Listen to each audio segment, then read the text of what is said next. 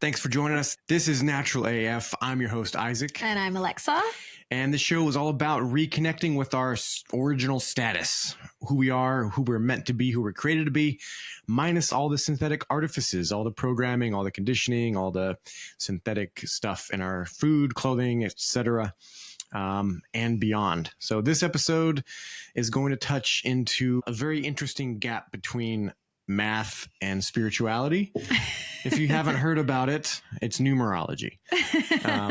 And it's really presented in a way and by a person that is it's fun, interesting, and exciting. And it's not at all what I thought numerology was about. You know, if you would have asked me a couple of years ago when I first interacted with people that were really into it, it was all like a lot of fear, a lot of like, oh, they're doing this, the Illuminati and the Freemasons. But this was very inspiring, hopeful, and empowering. Alexa pretty much owned this whole episode. You're all over it. You love numbers. You're good with it. Like it makes sense to you. And, I've been very much looking forward to this conversation with Georgina. And Isaac didn't really get a word in, but I didn't really get a word in on Nick Patterson's episode recently because Isaac was very excited to talk to Nick. And as the conversation progressed, and I was a bit like that with Georgina. So you can't have them all, babe. No. Well, and our interests showed up differently too, because I didn't know much about Georgina's earlier like origin story of how she came out of like some of the similar stuff that Rachel Vaughn came out of. If you're aware of that whole story, if you've seen that episode, Rachel Vaughn's episode was very informative, very interesting. Hit some dark spots dealing with like satanic ritual abuse and trauma and stuff that they do to, young kids and stuff. It's got a bit of heavy stuff. We go down into the depths of that for a bit. And I express my desire to do harm to such individuals. And then we move on and we get out into some of the lighter, more hopeful aspects. Then we get into the numbers. Yeah, it's a really good contrast. And that's where I think this is so empowering, is because you can see how dark it can be. And then the light side of it, the good, the joy that Georgina expresses through this, you can just tell. And she's so living her purpose. Like she's so meant to be doing what she's doing. She's so good at it. And it seems to just flow through her, and even just the way she was brought to it. And as you'll discover in this episode, we may have potentially been listening to the inventor of numerology. Yeah. From a past life. But listen to find out more about that. Yeah. But that really shines on what the core purpose of this show is about, and the business that, like all the businesses that we start and what we're doing, it's all about our purpose. Like, who are we? Our energy is going to pour into something. And the more we realize how precious our energy is, we're only going to put that into something that really matters and really aligns with who we are and is an expression of the truth. So the purpose of this show is really to help everyone else also live their purpose. And part of doing that is gaining clarity. And the numbers can give you clarity. It's being able to see through the veil of some sorts. And there's meaning in some of the smallest things. And I think that's also part of finding your purpose, is being humble. And the reason this makes sense, and the reason I bring the word humble into it, is a lot of people miss God because they don't look low enough. A lot of people think, the religions of the world show you like a golden throne and all the ornaments that the Pope wears and all this other stuff. That's not where God's at, in my opinion. He goes through all things, but it's in the humble things and even the small things, like just simple numbers. And it's written into this creation. And this is a really good way to explore that. And I hope that you gain some knowledge and insights and use that to help you on your way to finding your true identity and fulfill your expression of who you're meant to be and what you're supposed to do here. Yeah, absolutely.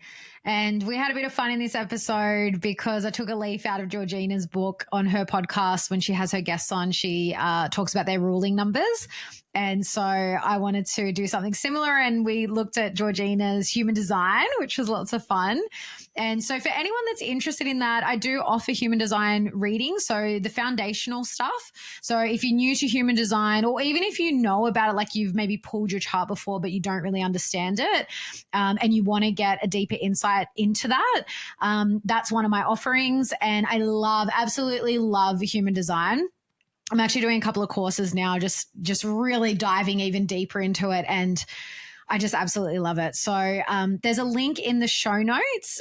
It'll take you to my link tree, and you can, if you're not sure and you just want to connect with me and have a chat and see how I can support you, you can just book a 30-minute, a free connection call. And if you're just ready to dive in, you can also just book straight in with me for a reading. And I'd absolutely love to connect with anyone that wants to go deeper into human design and any of my other offerings. It's definitely helped me out a lot. Everything that Alexa's doing, she's very passionate about, and she's detail oriented, and she's very organized, and really explains things in a very, very helpful way, and helps you go through a lot of information in a short amount of time, which is, you really get your money's worth and your time's worth. Yeah. Well, and you also get, I send you the recording, and I record our session together, and then you also get a written. So I know for those me, are so good too. What do you call it? You get a customized human design guide. So, and it's all written out. So for me, if I have a session with someone, I do also like to read. It kind of like sits, goes a bit deeper when I've read it. So you've also got something written to refer back to, but then also if you want to watch or listen back to our session together, you can do that as well. Nice. So if you're in the US, we're in the last 2 weeks of our buy one, get one half off sale. We're launching our Refresh deodorant in the States officially now, finally, after many months of deliberation and getting all the things together to bring that to you with the highest quality ingredients made in Wyoming. And I'm excited. So the buy one, get one 50% off is available to the first 50 customers. So this is the first time Refresh deodorant is available to the US. This is my take. It's a bit of a innovation, and I'm kind of a mad scientist, and I do, if I make something and I start selling it, it's because it solves several problems and it's multifunctional. And you can order this anywhere in the world now, but it's just, it's being made in Wyoming by my lovely daughter over there, and she's doing a great job. And this is a magnesium-based lotion deodorant. Most people are used to using a stick and rubbing it under your arms. The way that we live our lives now is very connected to the earth, very connected to our own bodies. And I like using this deodorant because you actually massage it into your underarms, and it stimulates the lymphatic system, helps clean the bacteria off that's under there. It'll actually reverse body odor, and it gives you your daily supplement of magnesium. So you get a good quality magnesium chloride hexahydrate in there. And anyway, so it's really good for the nervous system, really balances out. It's a great way to start your morning. It's a great self-care ritual. And we have 2 scents: Refresh Forest, amazing cedarwood, black spruce, a little bit of pine spirits in there, and then our Refresh Calm, which is a soothing blend of rosewood, rosemary, lavender, lemongrass, a little bit of ylang ylang, and I love it. And it's beautiful, that one. Yeah, it's beautiful, and it also doubles as a magnesium sleep lotion. If you feel like trying that out, rub it on your feet before bed, and it'll help you absorb and relax with that magnesium. So and you can still wear Calm during the day. Won't put you to sleep during the day. I actually prefer that one for particularly stressful days when I know I'm going to have a really busy day, because I know it's just going to deliver a lot of really calming, soothing, beautiful things to my system. But we do have a few people now using it on little bubs' feet at night. So, it's going to be a lot more powerful for little ones and help to put them to sleep. And just for everyone in general, from what we're hearing in the States, it's very hot there right now. So it's going to be lots of stinky pits, lots of sweaty feet. You guys, you definitely need it right now. Yeah. It works for roofers. We've had people here in Australia, and Australia gets hot and it's muggy and it's humid. And I've had some people tell me there, like one in particular, husband uses it. He works on the roof, and he's a business owner, so he has to go in and meet with the clients as well. And he loves the confidence of being able to go in and not smell like he's been working on the roof all day. Yeah. And if you work in those trades, you know what I'm talking about. Yeah, we're getting a lot of repeat male customers. The men are coming back and they're like, this stuff actually works. Yeah. And they've been through a bottle now and they know it works, and they're coming back for more. So if it's tried and tested by tradies and workmen, then you know it works. Yeah. And people are giving it to each other as gifts. It's so funny. A number of people that buy it from us, they come back for more bottles because either they give it to someone or someone like borrows it and never returns it. So that's how you know it's working. Yeah. So I'd love for you to try that out. And thank you so much for everyone that's been buying it and trying it out, supporting our business, supporting our podcast. And we love supporting you. Get back in touch with your body, get in touch with what's really natural and true and clean for you. So absolutely, it's a win-win-win. And if you do head to the website, naturalartform.com, if you haven't already, don't forget to join the mailing list, because that's where we send everything first. So whenever we launch a new product, if we've got sales going, like they're always the first people to know about it before we post to social media or anything like that. So yeah, join the mailing list, stay in the loop. And without further ado, one quick thing. So a couple weeks ago, we had an episode drop. It was all about the spiritual side of with Nick and Dottie. Yeah. And we had some audio issues, some technical difficulties that slipped under the wire, slipped under my nose. So I apologize for that. I did re-upload it and there's still some stuff. It's just the audio was not tracking properly. And I blame Dottie. She's way too high vibe and too spiritual. I think it actually set the internet, like it literally turned back time or something. There's some weird overlays. Yeah, we had some weird technical issues, and it was just interesting because it's one of two things happening, potentially both things happening at the same time. But Rachel Vaughan, who we've had on this podcast before, talks about when there's really high frequencies around, it can mess with electrical things. But also we can get little demonic gremlins in the system not wanting certain information to get out. So who knows, but it was interesting. But yeah, we apologize. By the time we had it reported back to us that there were two spots in the second half of the episode that just you literally couldn't listen to for a couple of minutes. We'd already recorded the intro for the next episode, so we didn't address it last week. But we did our best to fix it. But just toughen up, guys. Just fast forward till it stops and then listen to the rest. There's still tons of gold in that episode. Yes, go grab your pickaxe, go get that gold. Anyways, with that out of the way, let's get into this episode. Let's do it.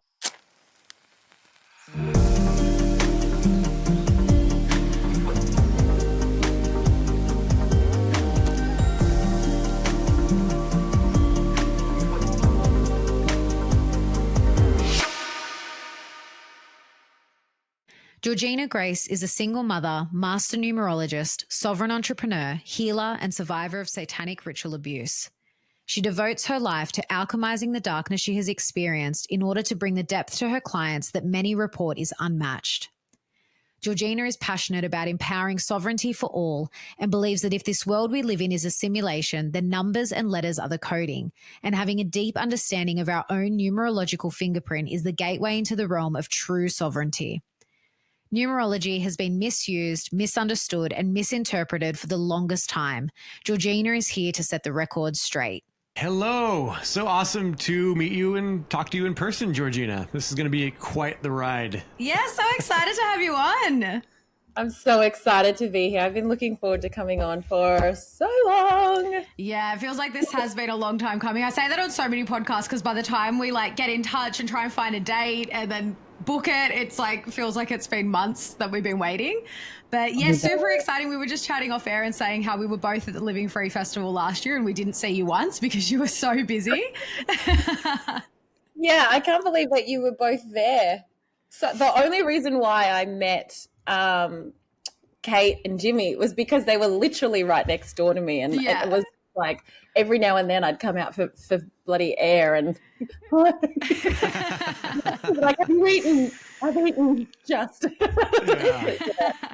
very grateful for that experience. So busy and met so many incredible souls. It was really cool to do readings at that, because every time I do a reading, it's like it just adds to my database of I'm constantly doing research and I noticed the patterns and everything like that. And it was very interesting. A lot of high level frequency numerologically wise was at that festival, and my little tent was something magical buzzing. Happening in that. That was really unique. The number of people that were drawn there, that even at the market, you'll see that with us too, but just the energy that we put out and the kind of people that we attract, imagine that with all of that collectively and all those people in one place. It was just quite the vibe. It was quite a vibe. And the word spread so quickly there. It was, it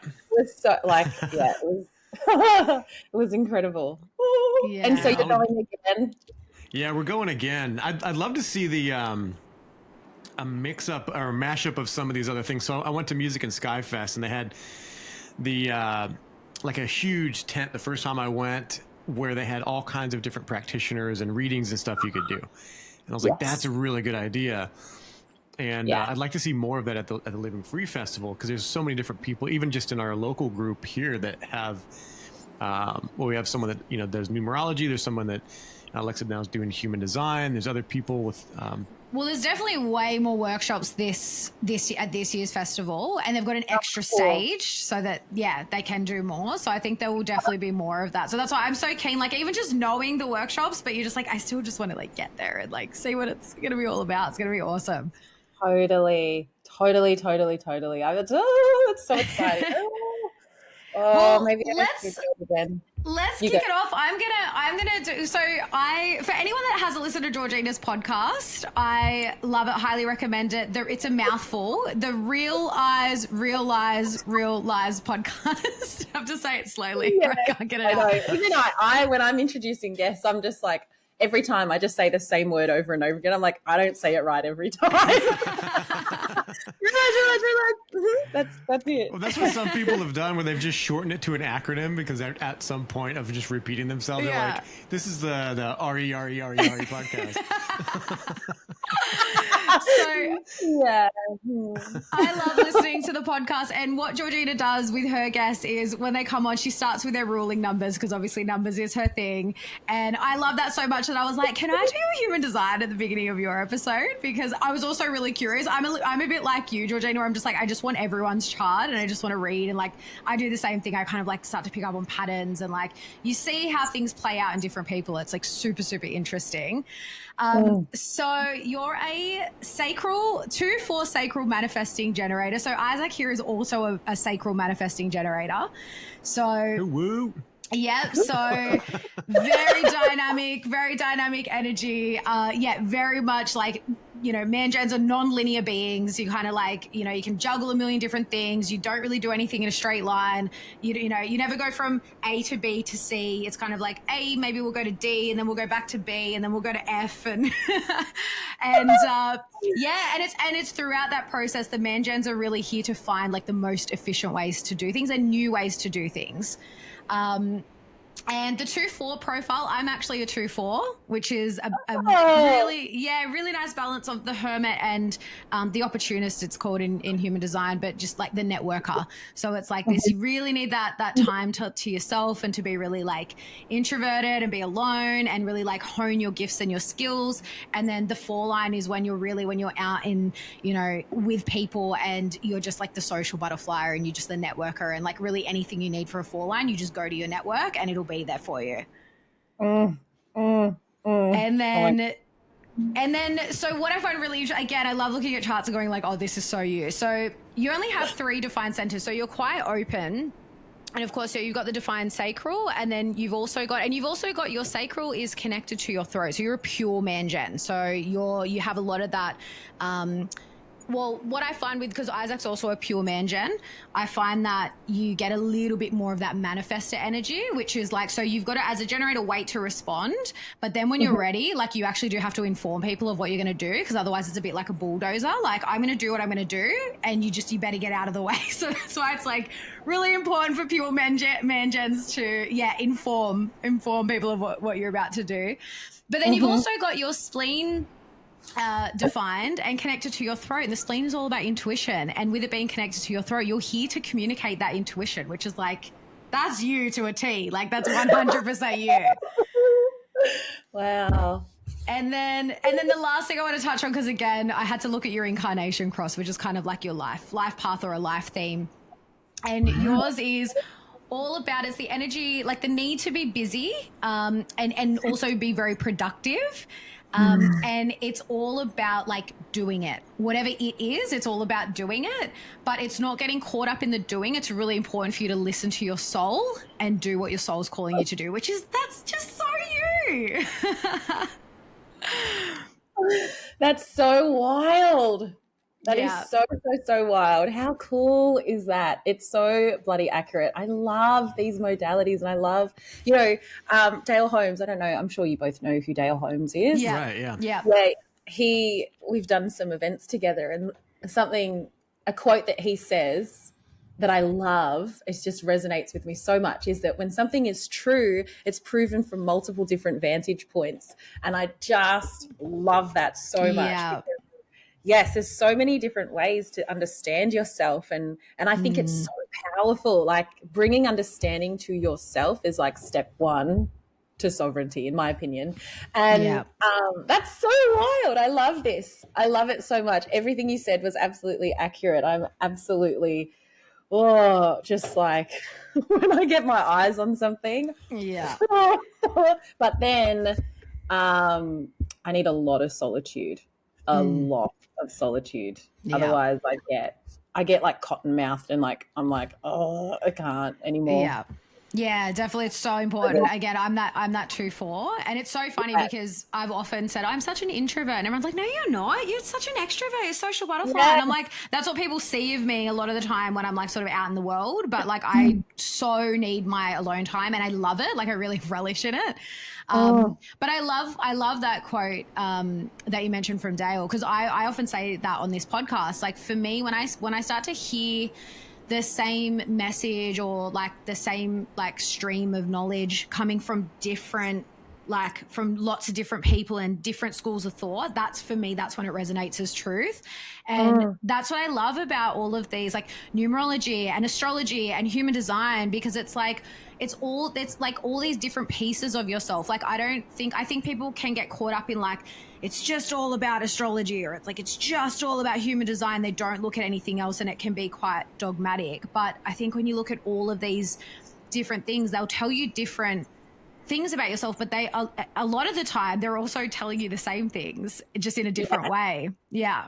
Which is so, I think it's so necessary as well, because it's like you can watch the same movie. If it's a good movie, if it's not a good movie, you're not going to watch it multiple times. But it's, just like that old saying, like you can watch a movie a million times and pick up different things from it every time you watch it. And every time you watch it, you're at a different phase in your life, in a different, place. You've done growth, healing, blah, blah, blah, blah, blah. So different things apply to different times, So I think it's so essential to understand. I'm just like, the most I can understand about myself, the better. And I love hearing different perspectives as well, because it's like, I didn't know that. But then also, you probably do this too. I'm like, so how does that translate to numerology?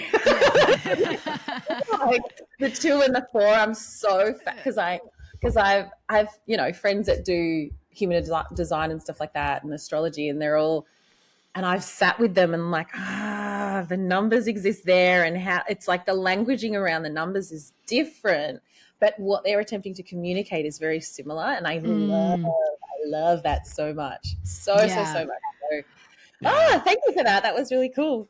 You're welcome. Well, that's what I love about numerology too. Like the numbers, I was actually thinking about that yesterday. I was like, you can't escape numbers. Like they're literally everywhere. And even like that in human design, you've got like the 64 gates and then the profile lines. And it'd be so interesting to do a deep dive on that stuff and see how the energy of the numbers plays out in like different systems like that.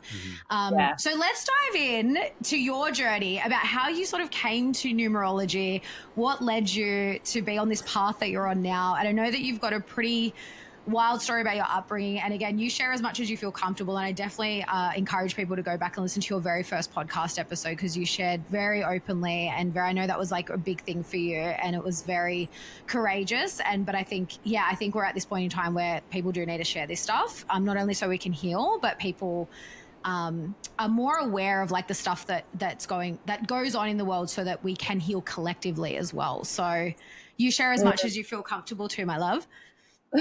Thank you so much. This is a part I always get awkward at this part.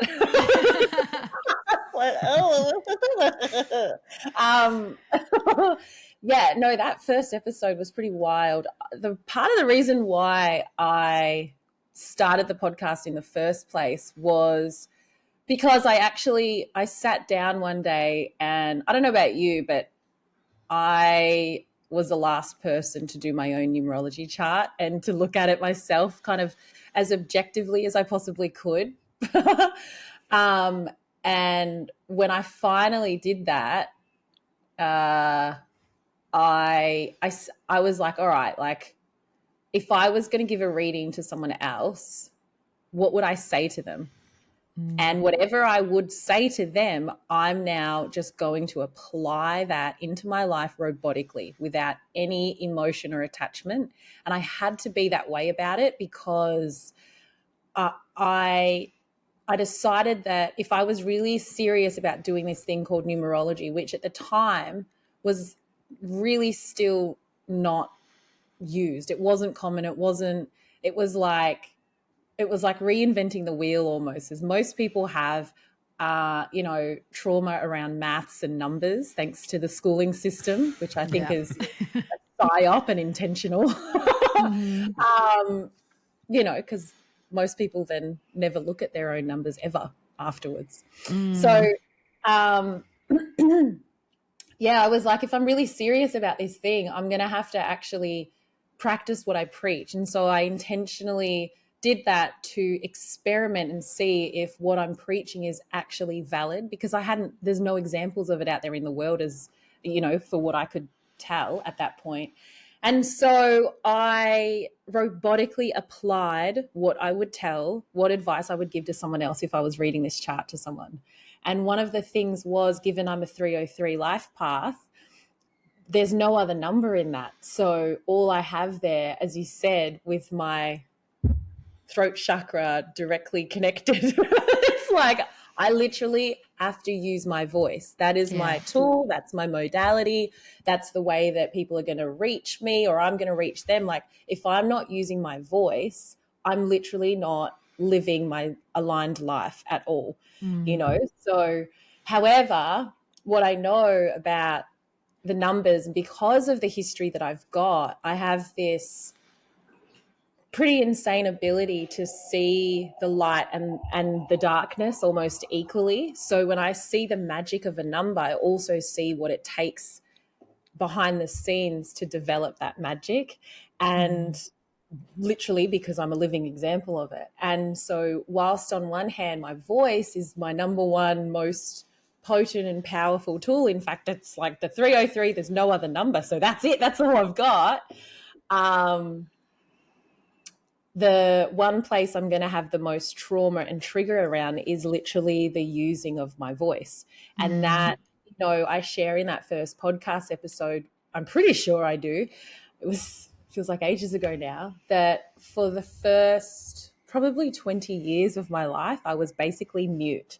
My biggest fear was being asked a question. Any question, it didn't matter what it was, because of the abuse that I received.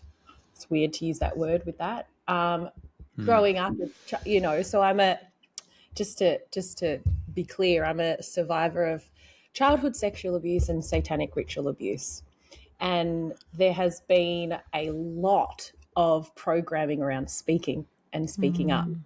And so, and the abuse and the programming was specifically around when I speak, or if I speak, someone else would suffer. Not like I would suffer, but for me, the pain really came when they would, threaten someone else's life or someone else in front of me. So really the fear of speaking is literally like the fear of death, life and death for me. Wow. And pretty wild. And so that, in life growing up, I was, like I said, my biggest fear was being asked a question. So whenever I had to speak, I'd make sure I'd cover all the bases, what are the potential questions people could ask me? Let me just cover up all those potential, and then, okay, all right, we're good, right? No one's asking me a question. And so, my biggest breakdown moment where I was kind of like, I either need to, hop, skip and jump out of this life, or I've got to actually do something about this, was when I was probably about 19, 20, and I'd ordered a coffee in a cafe in Burke Street, Melbourne. It was pissing down with rain and it was busy as heck, as it always is. And I'd ordered a coffee and I was at the brink of breakdown. You're at that point when someone could just ask you, hey, how you going? And that's it. And you will just break down. I was right at that point. So I wasn't on my, I wasn't sharp to like cover all the bases as I usually would. And I'd ordered a coffee and they asked me what milk I wanted. That was it. That was it. And I had a full-blown like mental breakdown in the middle of pouring down Burke Street, the top end of Burke Street, in Melbourne, and people were just hustling and bustling all around me, and I'm just totally and utterly having a mental breakdown because I couldn't answer the question, what milk do I want? You know? So that was my, like, I will say I had many of those moments throughout my life, but there was something about that, the social setting, it just was like, this is insane. I've got to do something about this, you know? And so that was when I really started to double down. I've been self-healing since probably the age of about 14, 15 years old.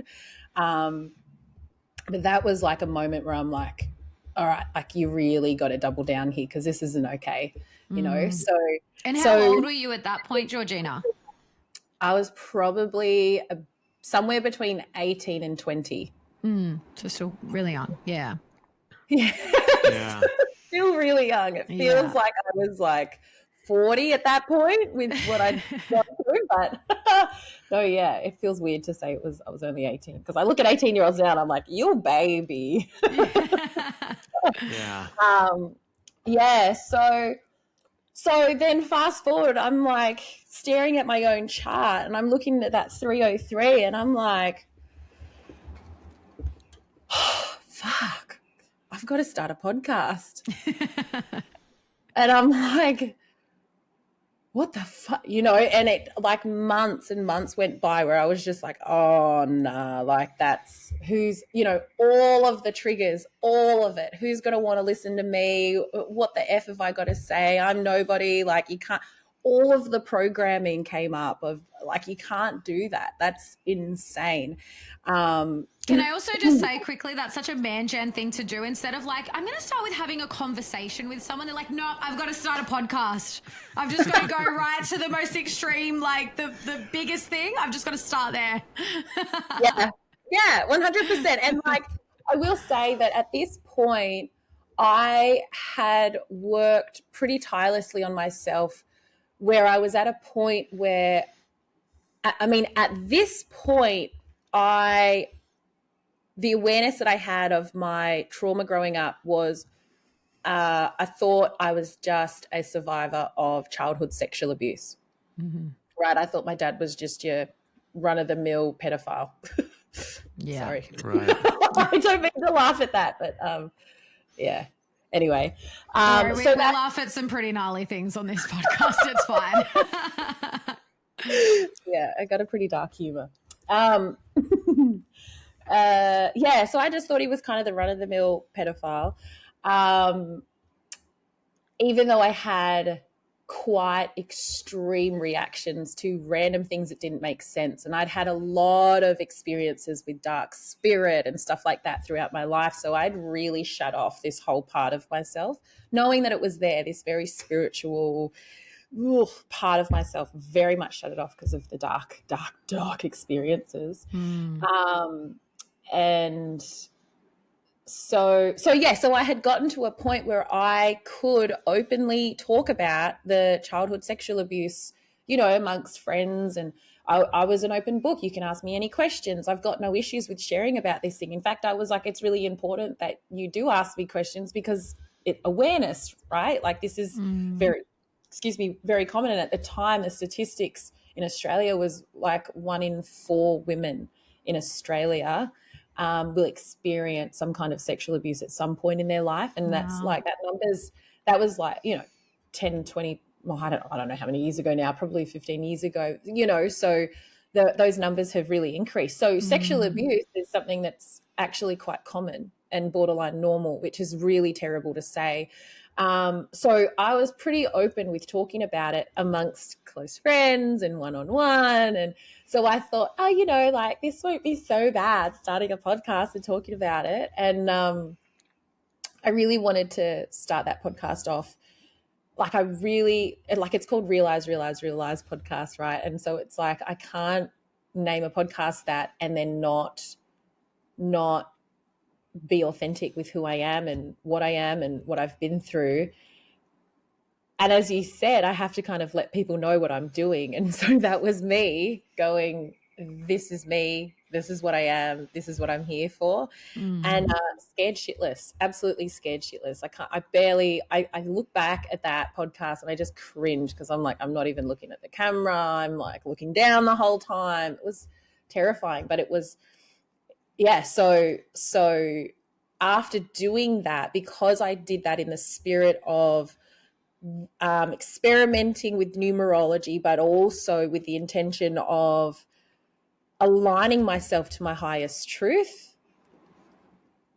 It was that starting that podcast and that episode that then sent me on this trajectory of unraveling the trapdoors in all of those childhood memories and the SRA stuff and the, flashbacks and the memory retrieval and everything started to come out of that. But I'm very grateful for it because it's that darkness that I'm still walking through it, probably will be for a long time, that has really aligned me to like my highest truth so far. So far. So that was not at all what you asked me to talk about. Well, that's all very, very important. Like I didn't know any of that stuff. I've heard Lex listening to your show in the background, but it's more, it's more like the brighter part, obviously like you laugh a lot and you're very uplifting and it's a cheery show. So I actually had no idea that you had, I think Alex had mentioned that before, but it just didn't connect because like that story to your personality doesn't really match up.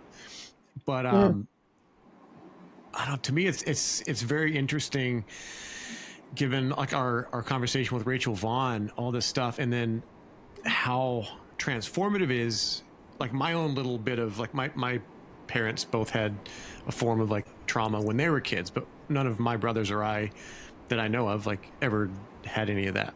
But them to their degree of healing and not passing on that trauma was amazing because our lives could have been totally different had they just like not dealt with whatever and just passed on that trauma or continued the pattern. Yeah. So you're in that in between, where you're ending that cycle for your lineage going forward.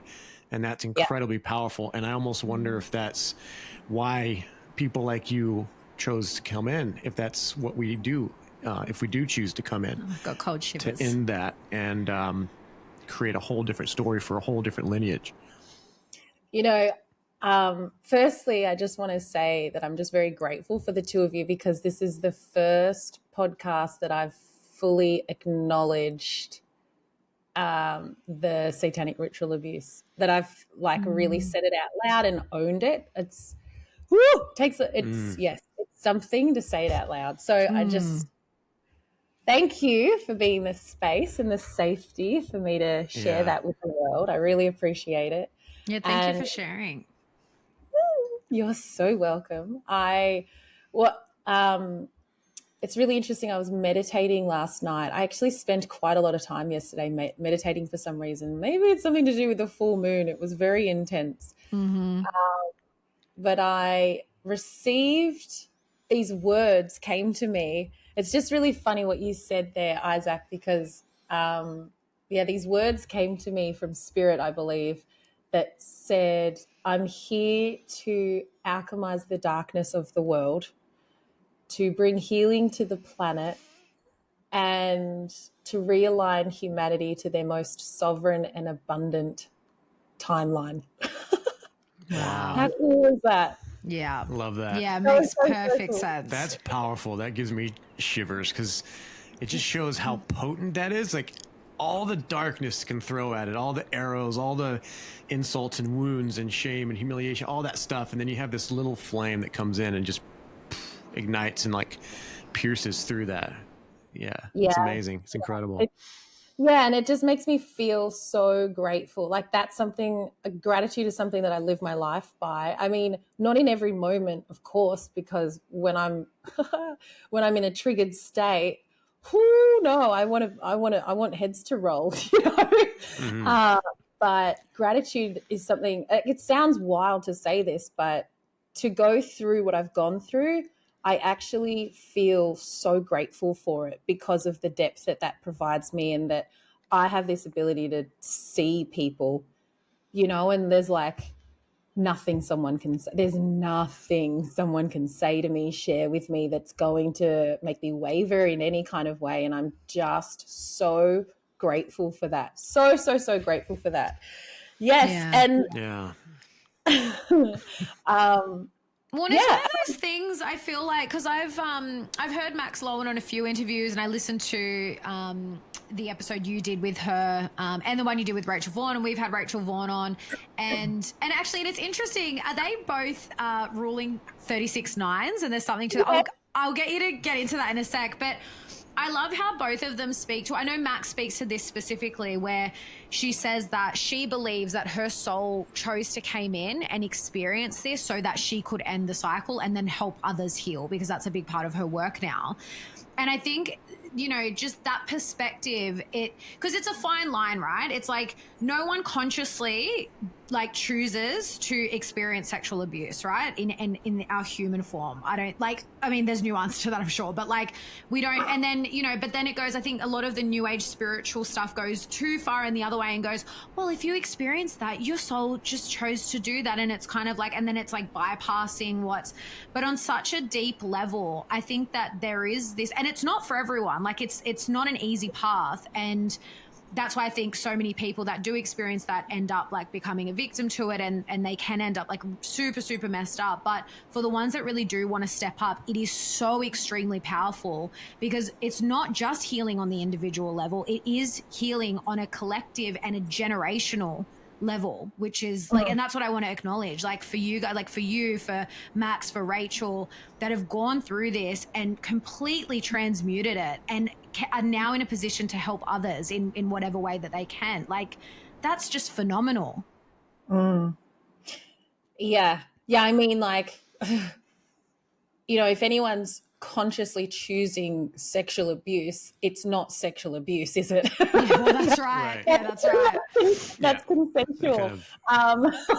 So, you know, I just wanted to nip that in the bud. But yeah, no, it's really easy to go to the extreme, like you said, and kind of bypass it spiritually as you know, but that really is just an example of you're wanting to just look at the goodness without actually walking yourself through the darkness. Yeah. And once you've really walked yourself through the darkness, and I'm it is not a pretty process. It's not the way that it happens for me is that I go through these flashbacks, I've been calling them, and because I really believe it's because I'm quite balanced on a spiritual, emotional, and physical level, that then in those flashbacks on a spiritual, physical, and emotional level, I completely dissolve the current reality, and I'm in this memory, I'm in this reality where this abuse is taking place, and I can't see around me. I'm not conscious in the moment. So it's a full-blown reliving, going back into the actual darkness from my adult self's body, and reprocessing that through my cells in order to then alchemize it and transmute it. And I've done wild things through these flashbacks, or where I'd be hitting myself, or I'd be crazily drawing down these things that I have no conscious memory of actually doing in the moment, or speaking in a light language type thing, or, you know, just and then screaming out in pain. Sorry for all the bloody details, gory details, Right. but, you know, screaming out in all this pain, but I have no real conscious memory of doing that in the current reality. But I have when I come out of the flashback, I have all the memory of that memory of being there as a child and all this kind of stuff. And then I'm able, and then it's a period of time afterwards where it takes takes days, it can take weeks, it can take months, it can take years to really integrate that into your reality, because it's a wild thing to live life like, this is the cinema and this is the movie of my life and what I know, and there's a certain identity that's been built based off what this cinema plays, and then, you know, all of a sudden you trip on a freaking thing and there's a trap door, and it's like, hang on a second, who am I really, and what am I really? And it you know, and the question why comes up a lot through that process, you know. So it's, you can't really authentically skip to the good part, because you don't really receive the true reason why until you've actually faced that darkness, to go like, there has got to be a good reason. There's got to be a reason why someone has to go through this, survive it, be on the other side of it, and not only that, be interested in living a life to the fullest potential, not for themselves, but for the world around them. Like, that's wild. Like, if I look at that objectively, like, I'm not talking about myself, like, because a lot of people will resonate with this. Like, there has got to be, like, think about how wild it is to go through something so severe as a child, whatever level of trauma it is. It doesn't have to be this extreme. It's, you know, it's relative to your circumstance, but to go through something so severe as a child, survive it as a child when you are underdeveloped, you have no awareness of the world, you know, your survival capacity is very, very, very, very, very limited. Like, you don't have use of your limbs, and do you know what I mean? Like, right. to survive something like that as a child, you know, and then to grow, not only survive something, but then to live a life where you actually want to do good things and be good in the world and to help people, and, you know, at the very bare minimum, like, that's wild in my opinion. That is such an extreme swing of the pendulum. And like, you ask these people that have been through these kinds of things, and you ask them, like, what kept you going, and a lot of them have no answer. Like, it's just what you got to do, you know. And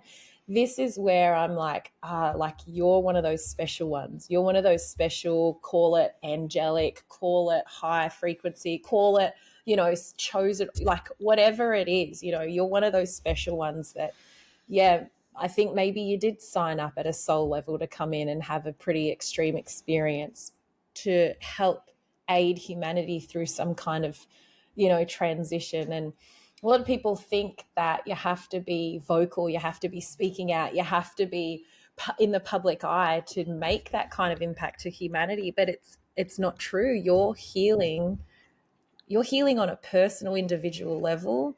Like, if you can heal, truly heal, and transmute and alchemize that darkness on your own. No, I don't mean on your own. Obviously, you need lots of support, but I mean, you don't have to like scream about it and be in the public eye. Like, you doing that in your own world is what brings healing to this freaking planet, you know, because that is alchemizing darkness wherever the darkness exists. And that's so, like, I just find it so magical. And we're at a time now where the darkness is coming to the surface, not just at a collective level, but at an individual level. And it's almost unavoidable, you know. And you can see, like, there's a couple of timeline shifts happening at the moment where there are people splitting off and they're going into it. They're like, bring this shit on, baby. Yeah. There's a bunch of people that are going that other way, and it's like, those timelines are we're not gonna be soon. They'll be completely, you know, separated, and we will not be able to interact with people on this other timeline. So Yeah. there I go again. I just went off on a whole tangent, Yeah. and I still haven't answered your original question. No, I love it. No, I love it. No, totally. We totally agree. It brings up so much, but that's why I like the flow of the conversation. We can see where we go, and also what information needs to come out, or the questions that pop in. But one thing that kept coming up, I was like, I've heard other people ask the question, but I haven't. I'm new to you and your story. Why does this stuff exist? Why do these people perpetrate this evil on children, the most vulnerable? and their own offspring. I cannot imagine. I think most of our listeners probably can't imagine treating your own child with such grotesque, nonsense. Like, just ugh. But why? Why do they do this?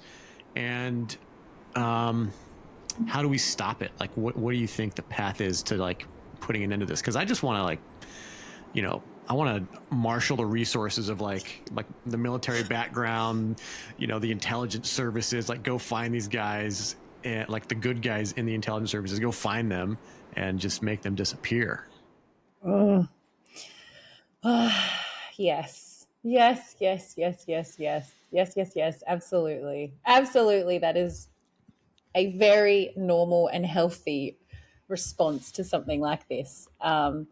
And the first thing I'll say to answer your question about why is something I've sat with for a really, really, really long time, of course.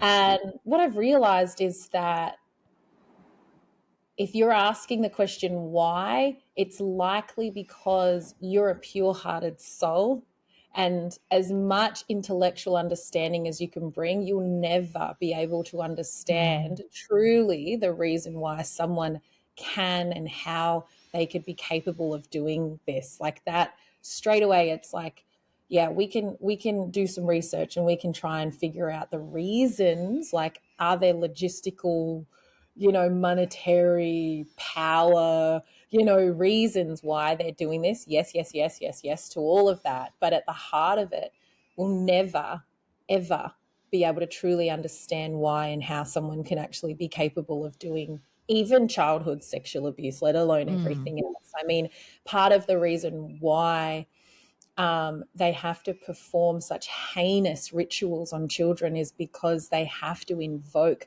some kind of demonic entity in order to override their human nature in order to be capable of these things. So you cannot be a living, breathing human with a human heart and look at a small child and do these things. It's like, that's not, you can't do that. You have to be you have to be taken over by some kind of darkness to be able to So is that kind of like the I don't know if you've seen that movie Arthur, like King Arthur, and there's the evil uncle that sacrifices his own, like kills his wife, kills his daughter, sacrifices it, and then gets this immense power from it.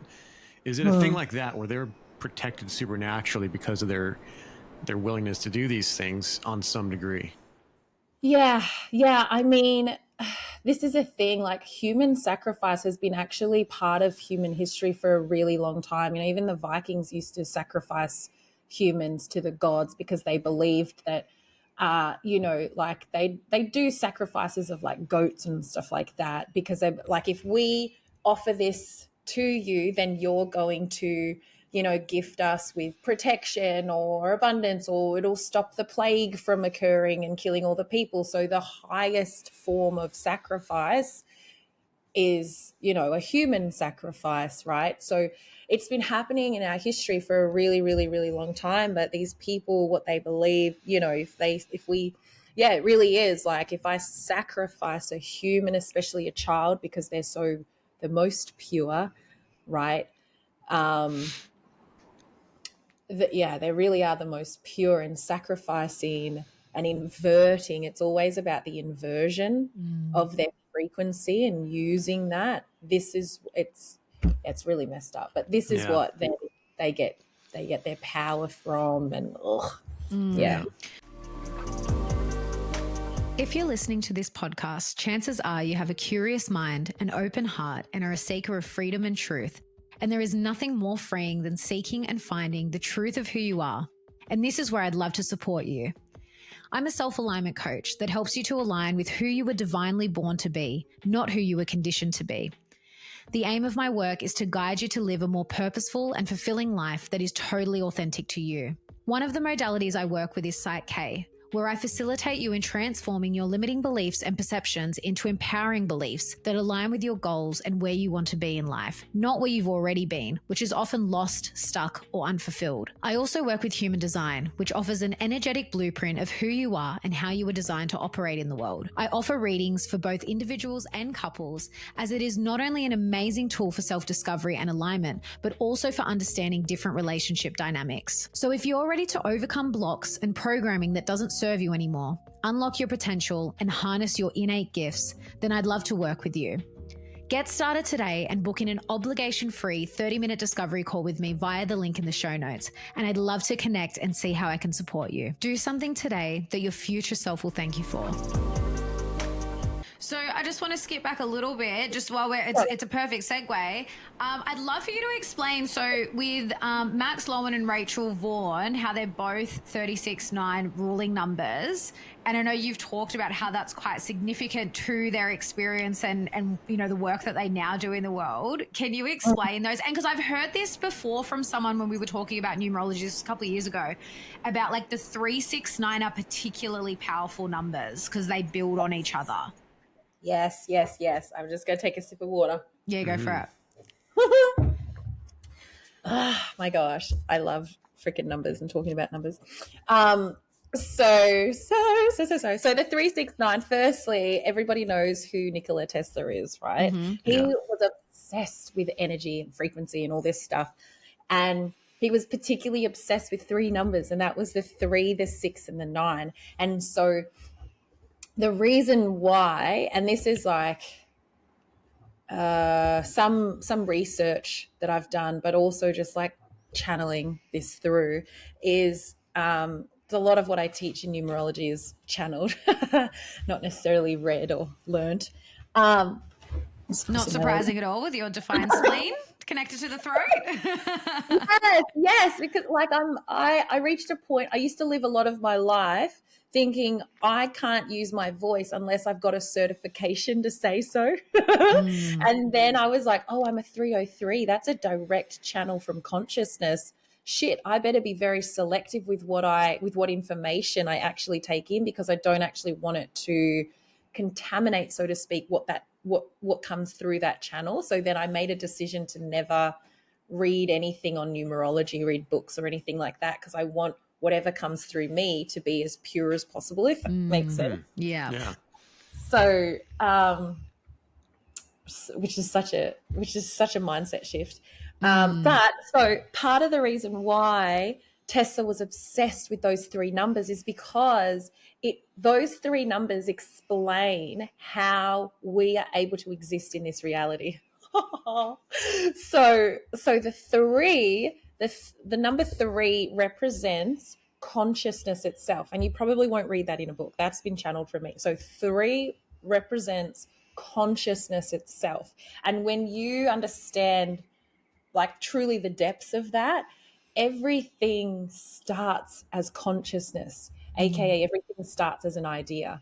Right? Consciousness is like the cloud that everything is stored up in, but it's also the cloud of potential. So it's like things that have happened are all stored up in there, but it's thoughts, ideas, intentions, everything. So it's an idea is still potential. So consciousness is like ever evolving, ever expanding, and it's up to us as the embodiment of consciousness to basically like select the files that we want to drop down. Do you know what I mean? Bring down into reality. So the 3 energy itself represents consciousness. When it's embodied, embodied meaning we embody this energy. We're a 303 life path, 369, that embodiment acts as somewhat of a receiver, like a walkie-talkie. And I love the number 3 reminds me of those old school phone cords, the windy ones, so it's like that handheld is the receiver through this channel, direct from consciousness. So that's 3, the 3 part of the 369. The 6 is it. Well, it looks like a pregnant lady. Yeah, it does. So, yeah. So we have this channel the 3 energy that comes down like this, and it comes into this 6 energy. And the 6 is like the birth, the creation into matter, into the physical, right? And so that's the 6 is a feminine energy. It's the fiercest of the feminine energy, because it's like that mama bear type energy. So people that have 6 energy are very naturally protective people. And they always say that, the masculine's the protector, the feminine is the nurturer, and it's true, but you don't worry about the father bears in the wild. You worry about the mama bears. In fact, the term mama bear literally came from bears in the wild. So the 6 is the birth and the creation into matter, into the physical, and anything that's divinely created is there's always right next to that divine responsibility. So, for example, mothers, when they give birth, yes, there's this overwhelming experience of love, but actually what's really there is this insane, almost intimidating fear level necessity to protect this thing. And so mothers will become naturopaths, they'll become dietitians, they'll become, like all of these different things, not like necessarily like qualified in these things, but they will become all of these things because this is now my divine responsibility to take care and nurture and love and look after. Humans with 6 energy, we protect via prevention, right? So we're always looking 10 million steps ahead. What are the potential leaks? Let me plug them up right now. So people with 6 energy, this is Mother Earth energy, Mother Nature energy. It's like everybody is my children, the plants, the trees, the ocean, the animals, the children, good, bad, ugly, otherwise, toxic, abusive, whatever. I feel a divine responsibility for all that exists in matter, right? So that's the 6. Then we have the 9 energy. The 9 represents energy and frequency itself. So this is literally everything that exists ever, past, present, or future. Everything is energy. Anything that has ever existed and will ever exist exists as energy. So, if each number was a radio station, a channel on a radio station, then the 9 is the frequency that they all operate on. And so you have these 3, and also the 9 is like the end of the cycle of numbers. They're interested in ending cycles. They're all about completion, transformation. 9s are the healers, AKA to heal, that truly is transmuting energy. That is what healing is. You take a frequency, you transmute it to a higher or its more healed frequency. So the 369 is like, Tesla said, he's quoted to say that when you understand the truth of the 369, you unlock and understand the truth of the literal universe. And that is literally the truth, because those 3 things are what's literally required for us to physically exist here. We need consciousness. We need to be able to birth into matter. And then we need the capacity to interact with the energetic universe that we live in, which is what's granted to us via that 9 energy. And so when someone's life path number is a 369, they have spent theoretically, if human beings cycle through, because what's cool about the life path number, I believe, is that, we cycle through them at a soul level. So it's like you could start at the 1 life paths, and cycle through all the different 1 life paths. And my son that was born is a 10-1, which is that's the first one you could ever be, so it's likely his first time being a human.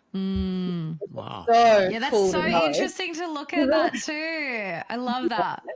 Yeah. So he's born on the 1st and he's a 10-1 life path, and it's like everything to him is like brand new, like really, really brand new. And he's like 3.5 now, and he still is so like rubbish, like everything's so wildly brand new, and it's so cool to see.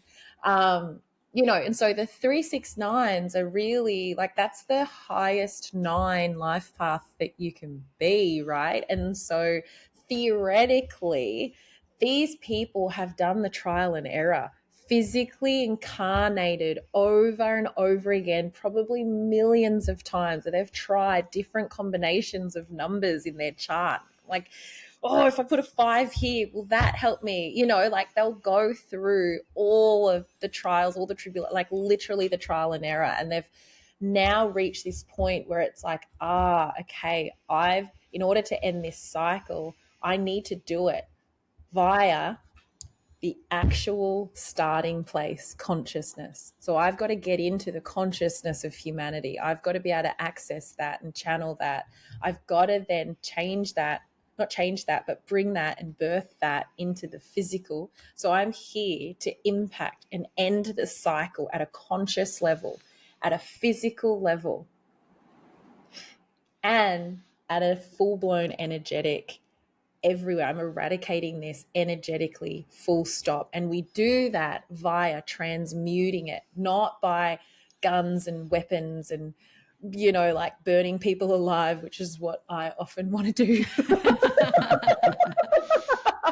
You know, but we do it through like actually spreading awareness with the 3 energy, 6 energy, like they're you know, they're both mothers, 3, 6, 9. Of course they are, right? Yeah. So I hope that kind of makes. Oh, that makes perfect sense. And especially like knowing Rachel pretty well and and obviously having listened to Max, like just even as you were just going through each number, as you know, built on the like from 3 to the 6 to the 9, I was like, oh, makes perfect sense why they've come in. And I love looking at that aspect of like even, sort of the cycle, our soul cycle, because I had a reading with Rachel and she said that I've lived 5 cycles, which she said most 80 or 90% of her clients that she reads for, usually it's around 3 cycles, and I've done 5, and that's she's talking about the 36,000 year cycles or whatever. So it's just really interesting because I'm like, if I'm a 303 and say we come through like the different, I mean, I don't know if we do them in sequential order, but I'm like, yeah, that's probably because I'm like in my 5th cycle, like I'm now coming through as a 3, but like I've probably done it a million times before. Really interesting to look at that aspect. Yeah. But before before we move on too far from this actually really is starting to answer the other question that I had about bringing this stuff to an end. Because as you were speaking and talking about the nature of these numbers and what they mean and the gravity of it and the power of it, and I just had this knowing, and we've talked about it before in different forms on this show, but you don't, like, well, you know, like we're studying the Bible a little bit more recently, Jesus, and I remember something he would say, like, don't return evil for evil, return evil with good. And that doesn't mean just like in that narrow viewpoint of like, oh, you have to go and like be nice to the to your bullies and like, you know, give them gifts, but it's transmuting that, like whatever evil comes at you, we are literally like these vortexes that can transmute that. Or like is it in my Manjan thing or is it something else where I like repeat and amplify other people's emotions? Oh, that's your open emotional center. Yeah. Okay. So there's that where I can like, if someone comes at me aggressively, I will destroy them. Like I will, you know, fight to the death. Yeah. Or I can take, you know, we have this ability to take this damage and then a flower grows out of it, or a tree, and then a forest. So that's how I see we overcome this. These dark entities cannot live on their own. They need to parasitically suck energy off of others. And the more empowered we are as humans, the more our consciousness expands, and the more energetically we stand against them. I feel really, really strongly that their supply is running low. And they're being forced underground. They're spending trillions and trillions of dollars building these underground bunkers. And I'm like, good. Have hundreds of trillions of dollars, build even more bunkers, and just bury yourselves alive. Because we're taking over the surface. And absolutely. And at the same time, you know, underground is better, but it's also closer to the core of Mother Earth. So I think she's got some tricks down there for her. Some lava maybe. But like, it's so great because, you know, this is something that I love about numbers and numerology because it's such a direct access. It's so simple. This is a thing I love so much about is the simplicity of it, because I really believe that the intention, or at least what I hold myself to with the intention of numerology, is to empower the individual, empower sovereignty for the individual on all levels, at a personal level, but then at a collective level as well. Because numbers it's not a new concept for people. It's something we interact with every single day. You know, we are like, numbers form the fabric of this reality, literally. You know, numbers and letters, like letters represent a number is literally just a spokesperson for the energy that they stand in front of, do you know? So, and it's in terms of using numbers to understand their tactics, it makes life so much easier. And this is what, like, step one, as I said, is understanding your own numerology, your own chart, because the very first thing that we receive when we are birthed into this reality is literally numbers, right? When on our birth certificate, they want to know everything to do with our numbers and letters. There's no like, you know, astrological, like none of it's like, no. What are your numbers? I need to know, or I need to know your weight in numbers. I need to know your date in numbers. Everything is the numbers. And like that, for me, like, to explain some concepts around numerology, like, we're all incarnated souls, right? And our souls are so freaking intelligent, so intelligent. Like, I had a guy on my podcast, and he said to me that of all of the consciousness that exists and is available, human beings, because of our level of density with the energetics that we have, you know, available to us, we are able to perceive or access 3% of all consciousness, which is pretty wild. I mean, he said that that's basically unconscious. Yeah. You know, makes perfect sense. Perfect sense. Yes. And so, like, our souls are so like, they have to be so much more intelligent than what we could even fathom, right? So people ask me, do you think, you know, like, we choose this before we come? I'm like, yes, of course. Like, of course we do. You know, like, it's just logical. Like, if you knew you were going, like, in 2 weeks' time, if you knew that you had to go to the shittest of the shit place and do the shittest of the shit work, you know, surrounded by the shittest of the shit people, you would probably want to do as much preparation as possible. You know, you'd want to set yourself up with all the things that you know you need in order to navigate that reality, that experience, as unscathed, or, do you know what I mean, as you possibly can. So, you know, like, the soul frequency that we are, the incarnated soul part, anything about that you want to know about, the truth of it, what it's here to do, accomplish, the modality it's here to accomplish it through, like, all of that information is literally laid out in a person's birth name. And then the soul, like, we can't exist in a physical realm without a physical, right? So then the date of birth, this is the way that I see it, the date of birth is like the make and the model of the vehicle that your soul has purchased to navigate this reality through. And then that life path number is like, this is the main highway you got to drive on, and you stop at certain, you know, very specific small towns, and you have like breakdowns, and you pop a tire, and you have all these trials and tribulations along that life path, along that highway.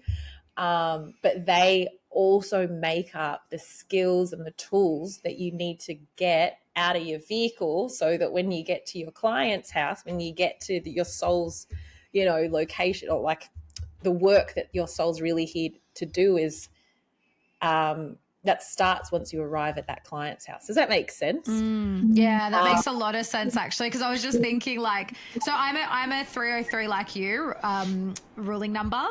And just listening to your podcast, I learned a lot, because you've actually had a lot of guests that are 303s as well. So I'm just like, yeah, that's me. I'm here to communicate. Again, my human design, I'm a self-projected projector. I have my G center, my identity center connected to my throat. I'm here to literally express who I am through communicating. I'm here to provide direction to others. And so I'm like, yeah, that's me.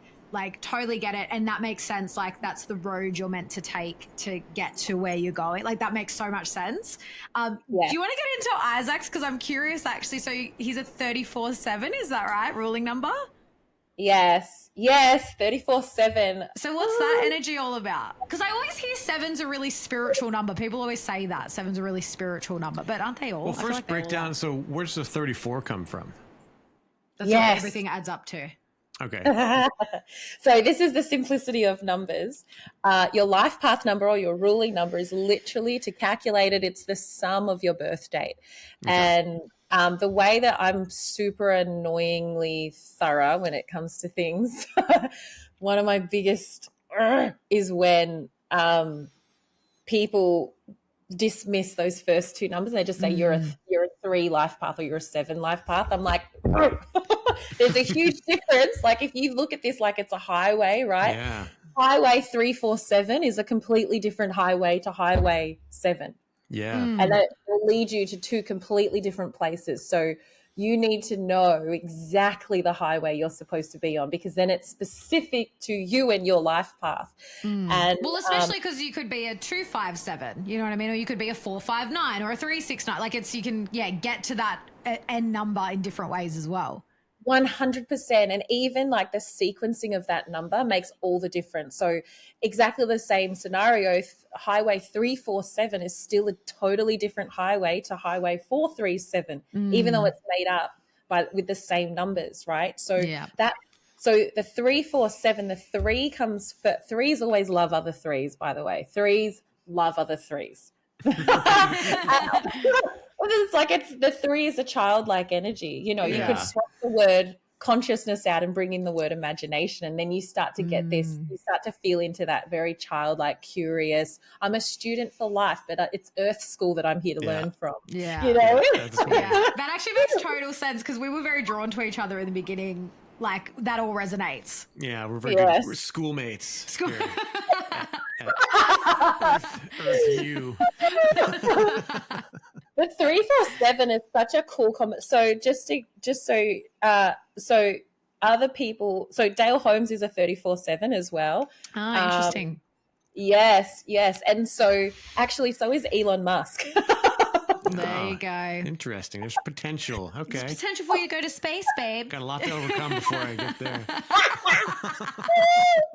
But no, so the 347 life path, the 7s, how a life path number works is those first 2 numbers, they work in service to that main number, right? So the 3 is the childlike, the channeler, the communicator, the communication comes in all forms. So I often use the word expression, because it can be art, it can be singing, it can be music, it can be writing, it can be martial arts or dancing. It's all an expression of truth. And you hear a lot of creative people use the term creative flow.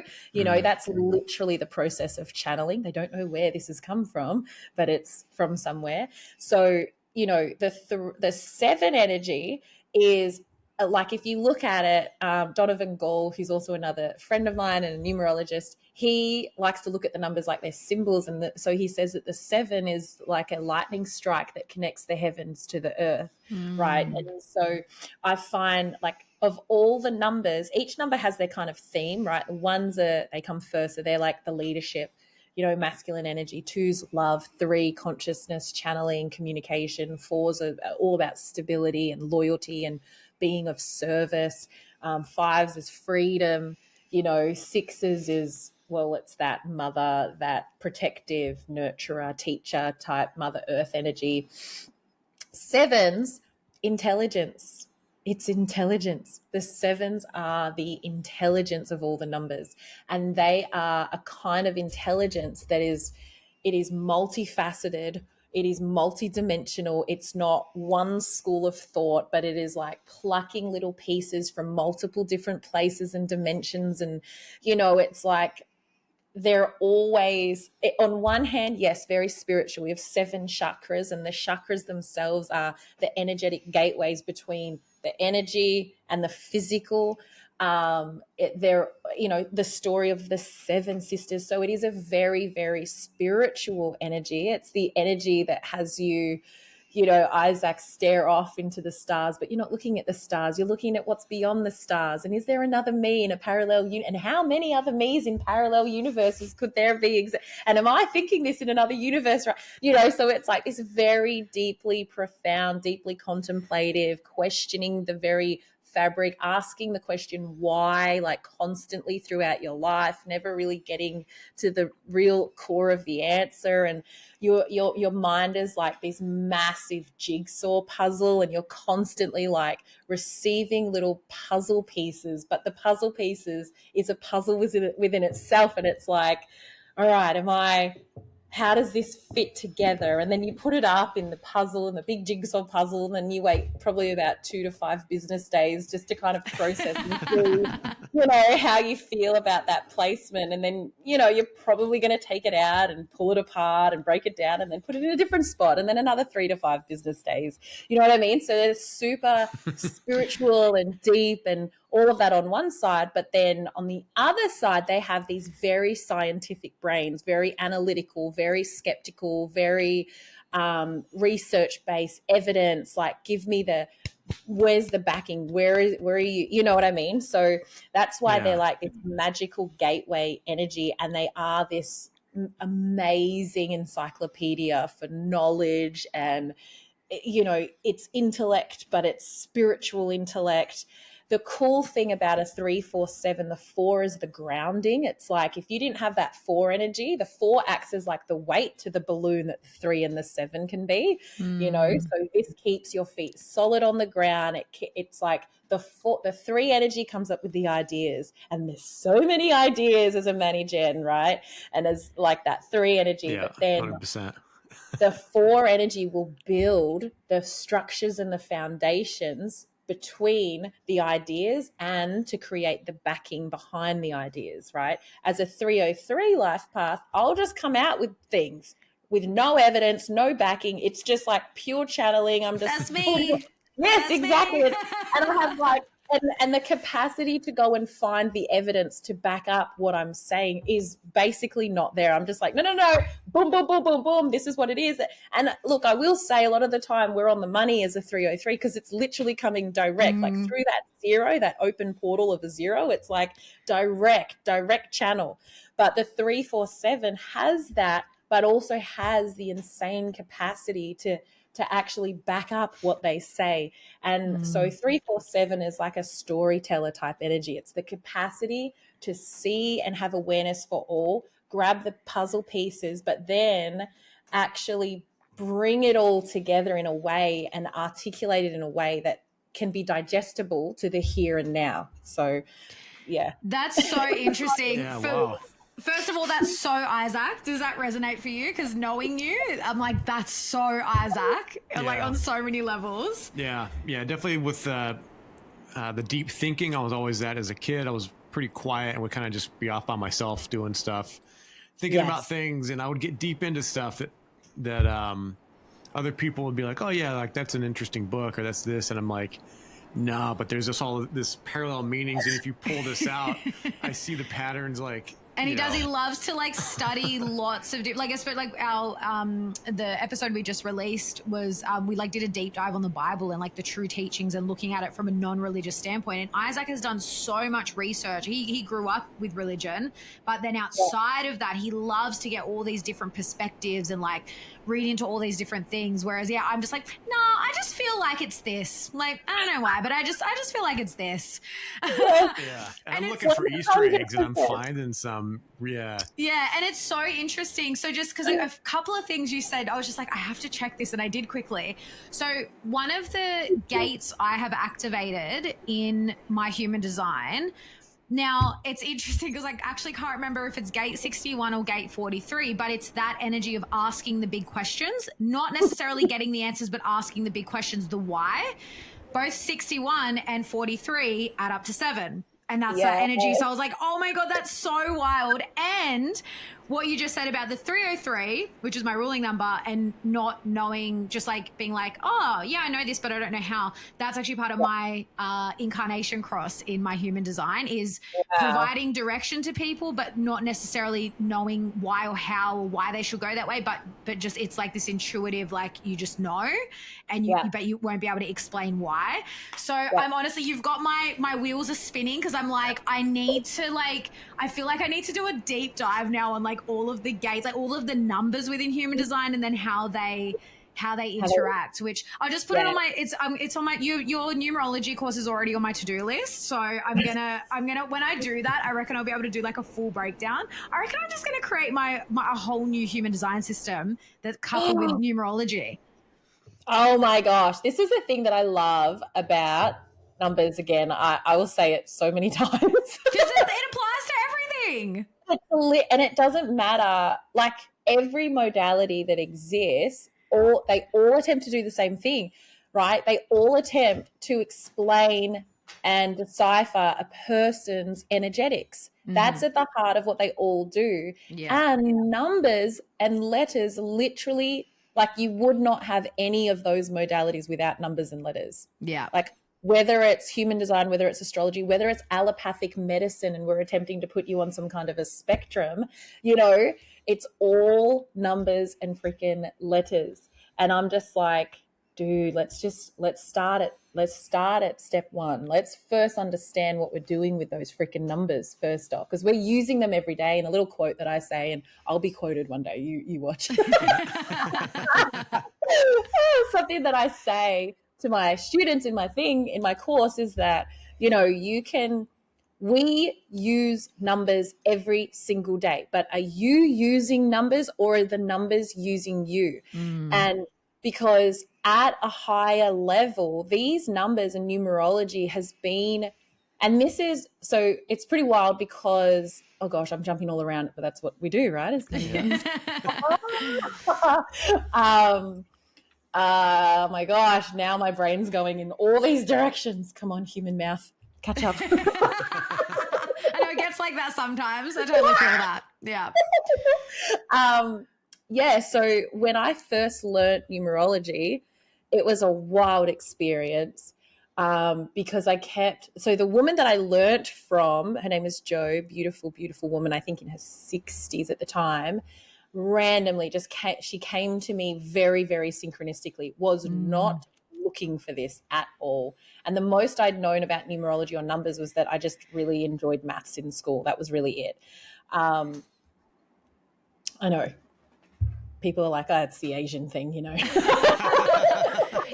funny though? I was also, up until year 10. I was waiting to get to that. I was like, makes sense. But for me, honestly, up until year 10, my best subjects, I took advanced math and advanced English. I ended up dropping math because I had to choose my subjects and you do less subjects. But that was when I actually loved math as well. And the reason I loved it was because it always made sense. Like you have the formula, you do it, and it works. And if it doesn't work, you've gotten the formula wrong somewhere along the way, or the equation. And then I've always loved numbers too. So I feel like it makes sense that I've naturally gravitated towards numerology as well.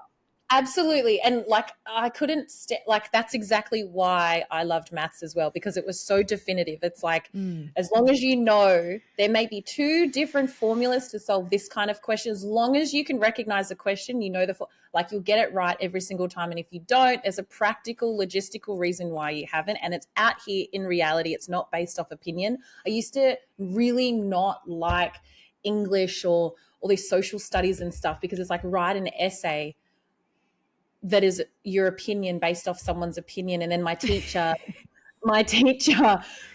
grades me based off their opinion of my opinion of someone else's opinion. And I'm just like, too much room for error here.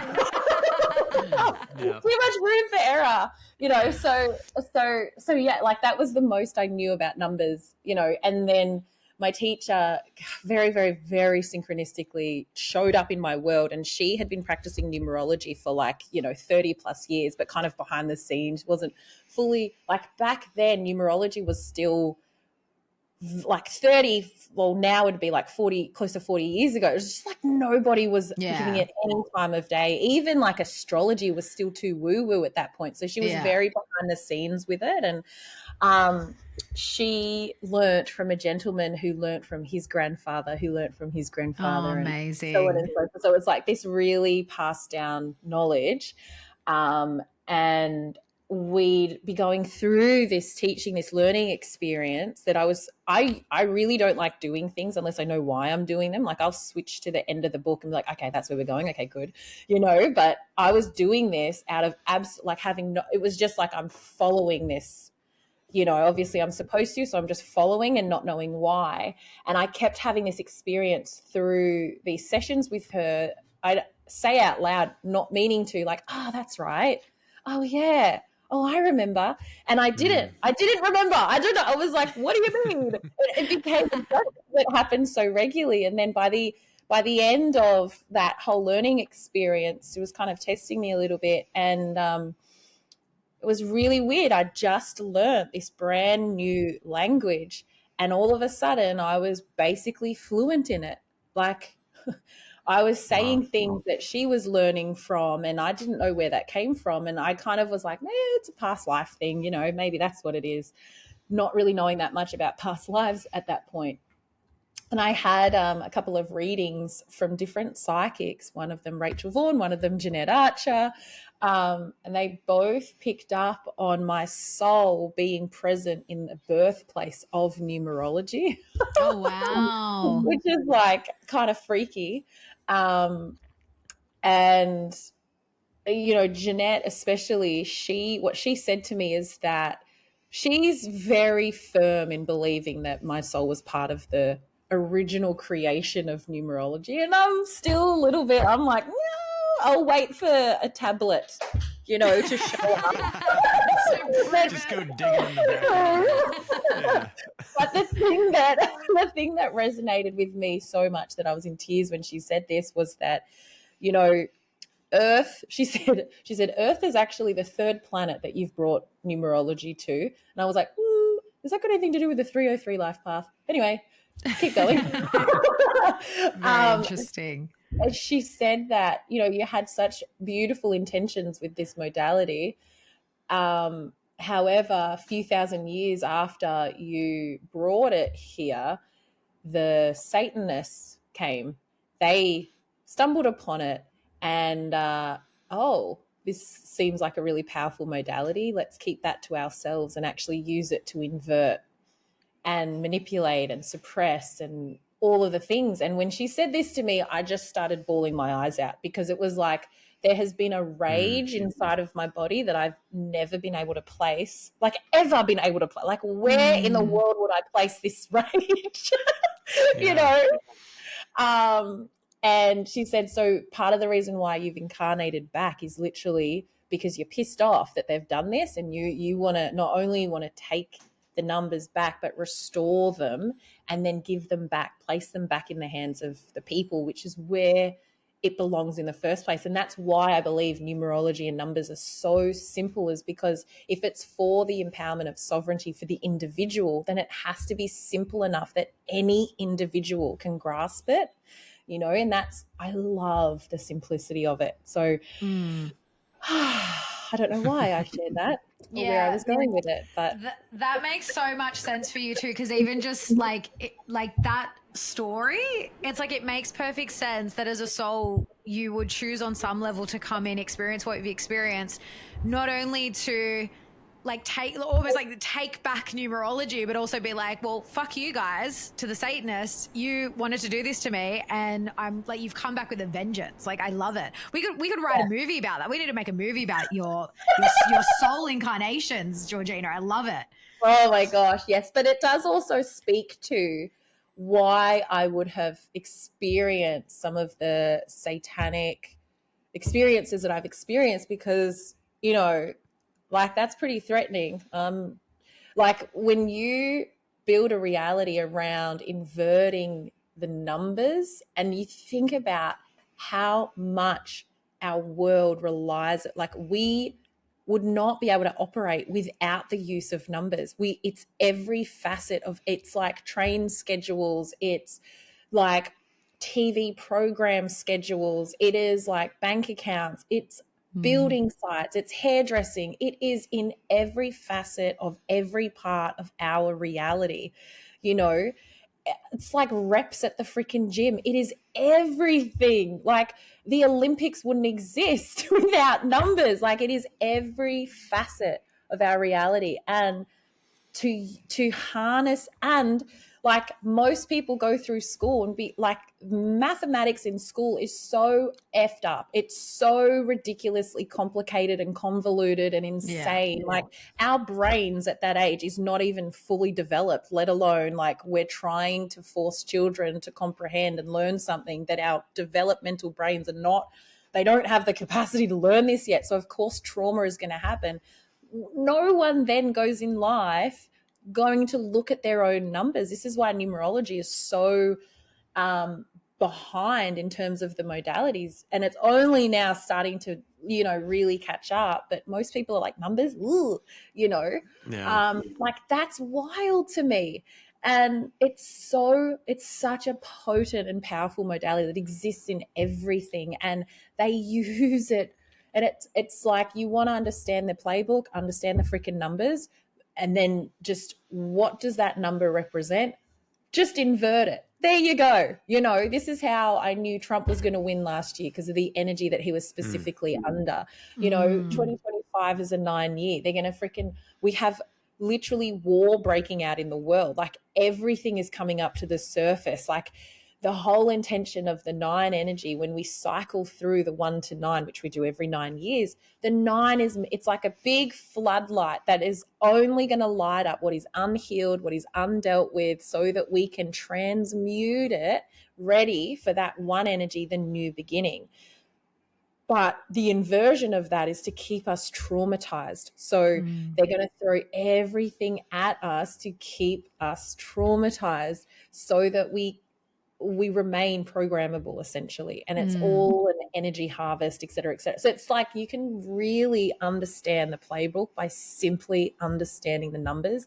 And this is what sovereignty looks like. It's like, you can see it, so you can actively, you know, say no, you know, energetically say, I'm not, no, you know, like the whole year of 2024, when we were leading up to this election, everybody was in this anticipated state of who's going to win, Kamala or this or Trump. And that anticipation energy is like, you are literally an open vessel that is like giving your energy to something. The moment you go, oh, of course Trump's going to win, you're like straight away, you're not an open vessel anymore. It's like, I can move on with my life. I don't have to worry, you know. It was under a 28-1 energy, and the election was under a 1 energy for that month. It's like, you know, when I looked up Kamala Harris's birth date, I found 3 different birth dates for her. I'm like, no, interesting. Like that's just not going to. That's no. You know, she's literally distraction, confusion, and that's all she was. You know what I mean? So it was just going to be Trump the whole time. But that's like something I figured out at the beginning of 2024 when I was like, oh, just look up his numbers. I just imagine like looking through your eyes, Georgina must be like, you know, that scene in A Beautiful Mind where it's just like the numbers everywhere. Like that just must be you going through life. Like you should make a meme about that.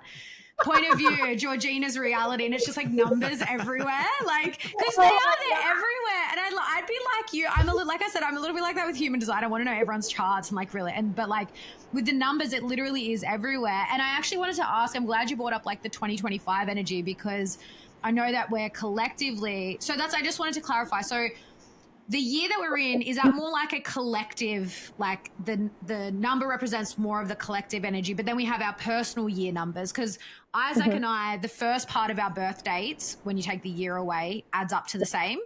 And so we're always in the same personal year. And we had a personal year 9 last year. And so when you said like it's the clearing, everything coming up to the surface, things that need to be healed, like, yeah, we know it. Like it was real. Like it was, but it's interesting. It's also really interesting now, like being in a collective year 9, but we're in a personal year 1.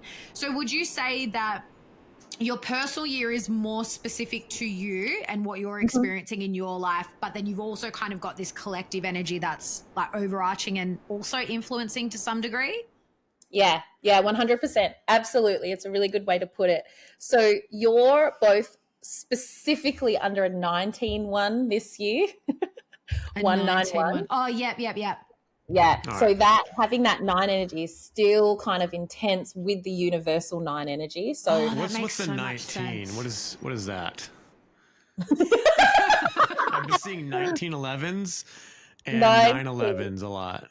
Yeah. Yeah, well, that makes sense. You're under a 19-1 this year. That's how, see, I'm annoying with this stuff. It's like, you're not just under a 1 energy, you're under a 9. Well, that makes a lot of sense actually too, because I do still feel a lot of that 9 energy, but I'm like, I think it's just all the collective, but because I feel like I am definitely personally experiencing a lot of, I feel like I'm experiencing a lot of that 9 energy of that, like everything coming to the surface and needing to be healed, while I'm like, there's a lot of new things happening and starting and new beginnings. And fuck, it's intense. Like it's really intense.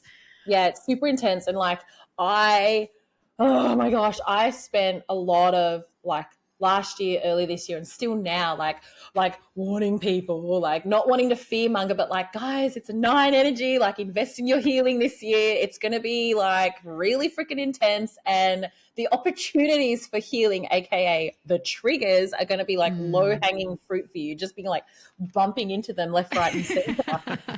So you're either going to bury your head in the sand or you're gonna move into it. Please go into it, because we need that collective healing, transmuting energy, and I'm like going crazy, like saying this to everybody. Meanwhile, the spokesperson for this, the messenger, is going through the absolute freaking, I'm like, who was I really warning? Was it them or me? I'm like, thing after thing after thing. And that's what happens with the 9 energy. It is like literally thing after thing after thing. And it's not just a 9 year this year. We're in a 9 year, but from 2025, right? And so when a 5 energy is around, and, like say you're born on the 5th of the 5th. So it's like, this is and Isaac, you have, oh no, actually you have 6 different numbers in your birth date, which is freaking wild. I don't know if you've noticed, but you have 3, 6, and 9 all in your birth date, Isaac, which is pretty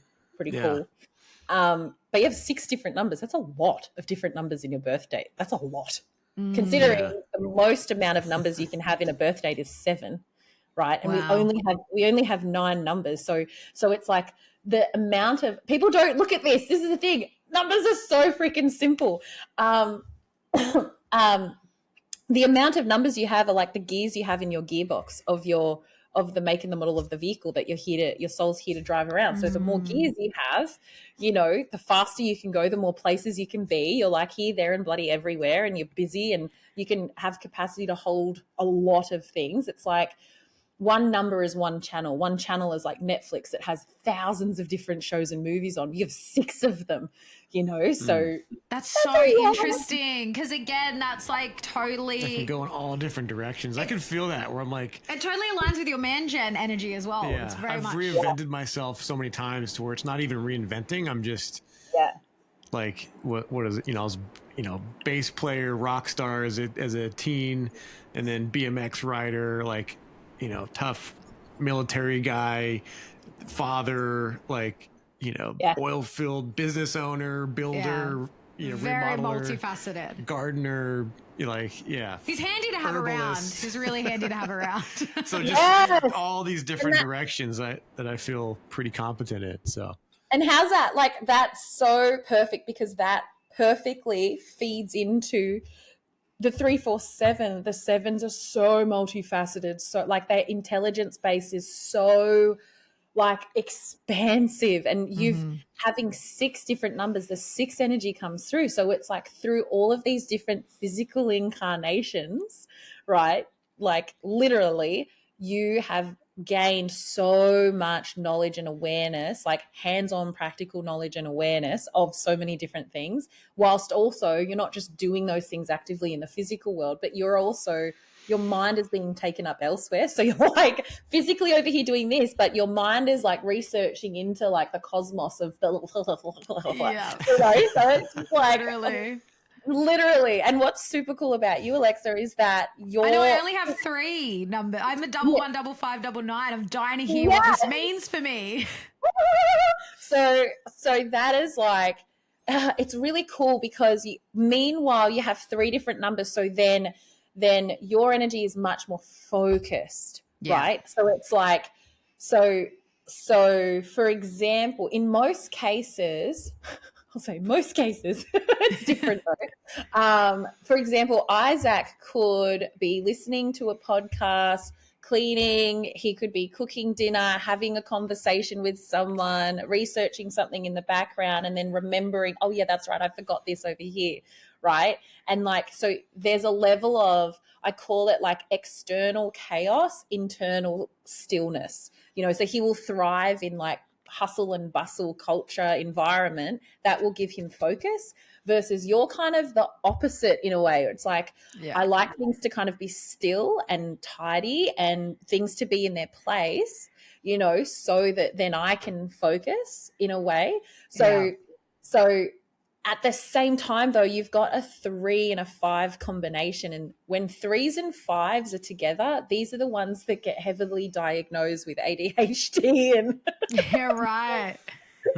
so it's like you have a bit of both of those energies, where sometimes it's like I need absolute silence in order to focus, but then there's other times where it's like, I need to get out, I need to, you know, free flow, and just, you know, so it'd be like such a like dichotomy for you, and it's just in the moment that you're not someone that you can like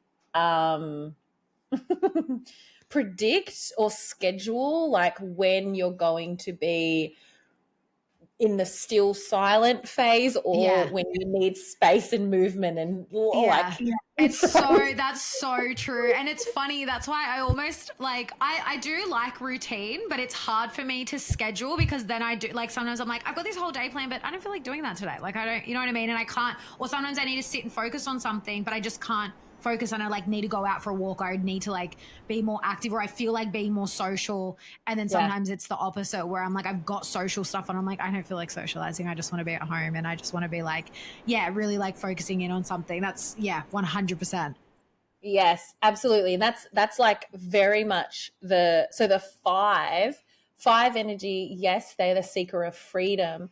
It's a masculine energy, and so all odd numbers are masculine, right? So the masculine energy is an external energy, right? It's all external. So it's like doing out in the world, it's physical, you know, type energy. Feminine is internal. It's the feeling, the emotion, the like that. So so the 5s, it's all about the search of physical freedom and space. And there's no rhyme or rhythm to how a 5 energy operates.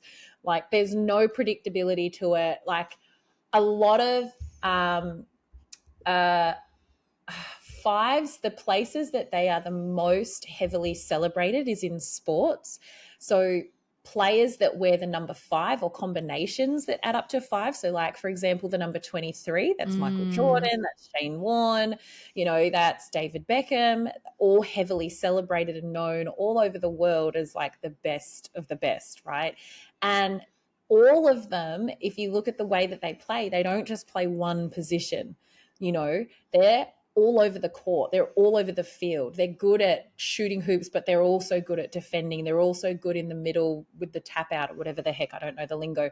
But, you know, they play all the field. They play the whole position, and they play it really well. And wherever the ball bounces, wherever the ball is, that 5 energy is there. So it's a very extreme energy. It's like if my focus is there, then I'm 100% there, or I'm 0% there. There's no in between. It's 100% or 0%. You know, there's no in between. So me.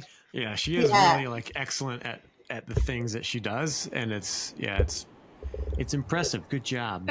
Thanks. Whether it's organizing stuff, whether it's, you know, cooking meals and being like chef quality food, I'm pretty spoiled. Well, It's well, like- it's interesting. Yeah. Yeah, that makes so much sense. Like, because I'm thinking like sports, like in a team dynamic, I'm a little bit like that in a team where I'm kind of good at all the roles, and like especially in my previous job, like even in because then I ended up in leadership roles, and it was really difficult. Like it was a big lesson for me to learn to delegate because I could do all the things, and so I'd end up doing all the things and then trying to lead the team, and I'm like, no, you have to delegate or you're just going to get burnt out, which I did. And now it's something I'm trying to I'm trying to decondition from in my own business, because then you just end up doing all the things and you're only one person, and like you either have to take the lead or sort of, you know, be doing all the things. So that's super, super interesting. And I wanted to ask one more thing specifically with the numbers, because you've kind of described, so like the life path is like kind of like the road that you're taking, and then your birth date is, what was the make and model of the car? Yeah, the birth date. Yeah. Oh, the birthday is like the make and model. And then so when you're born with your name, I've got so many questions about the names, right? So with the names, obviously you're born and your parents give you a name, but then you've also got your family name. And so you can work out your numbers, and because we've all done this, like that's why when I first started learning numerology, I was doing everyone's names. And so you can get the number for your first name, your given name or names, but then you can do a separate number for your family name, but then you can do the whole thing. How do the different energies play out of like your given names or the name that you use? Compared to like your family name? Like, would you say the energy of the family name is kind of what carries through the generations, and then your name is like everything together? Such a big one. I'm sorry. No, it's great. It's really, really, really good. So when I do it, I actually incorporate the entire name itself, because that name, honestly, like we separate it out into separate names, but at a soul level, it's the combination of letters that soul needs to represent its journey here, right? Yeah. So the soul would not recognize it as separate names, because at a soul level, there is no separation. Duality only exists in the physical. So what I do when I work it out is there's different, like I look at the entirety, but as you said, like that family name can definitely tell a story about that specific lineage of that name and the history of that name. That would be very, very interesting to look into that at a soul level and what that means and how that would show up. Very, very, very interesting. But when I'm reading an individual person's chart, so there's 4 main aspects that comes out of a person's name that's really calculated from the entirety of the name, just different ways to calculate it. And I spend an entire session breaking this down.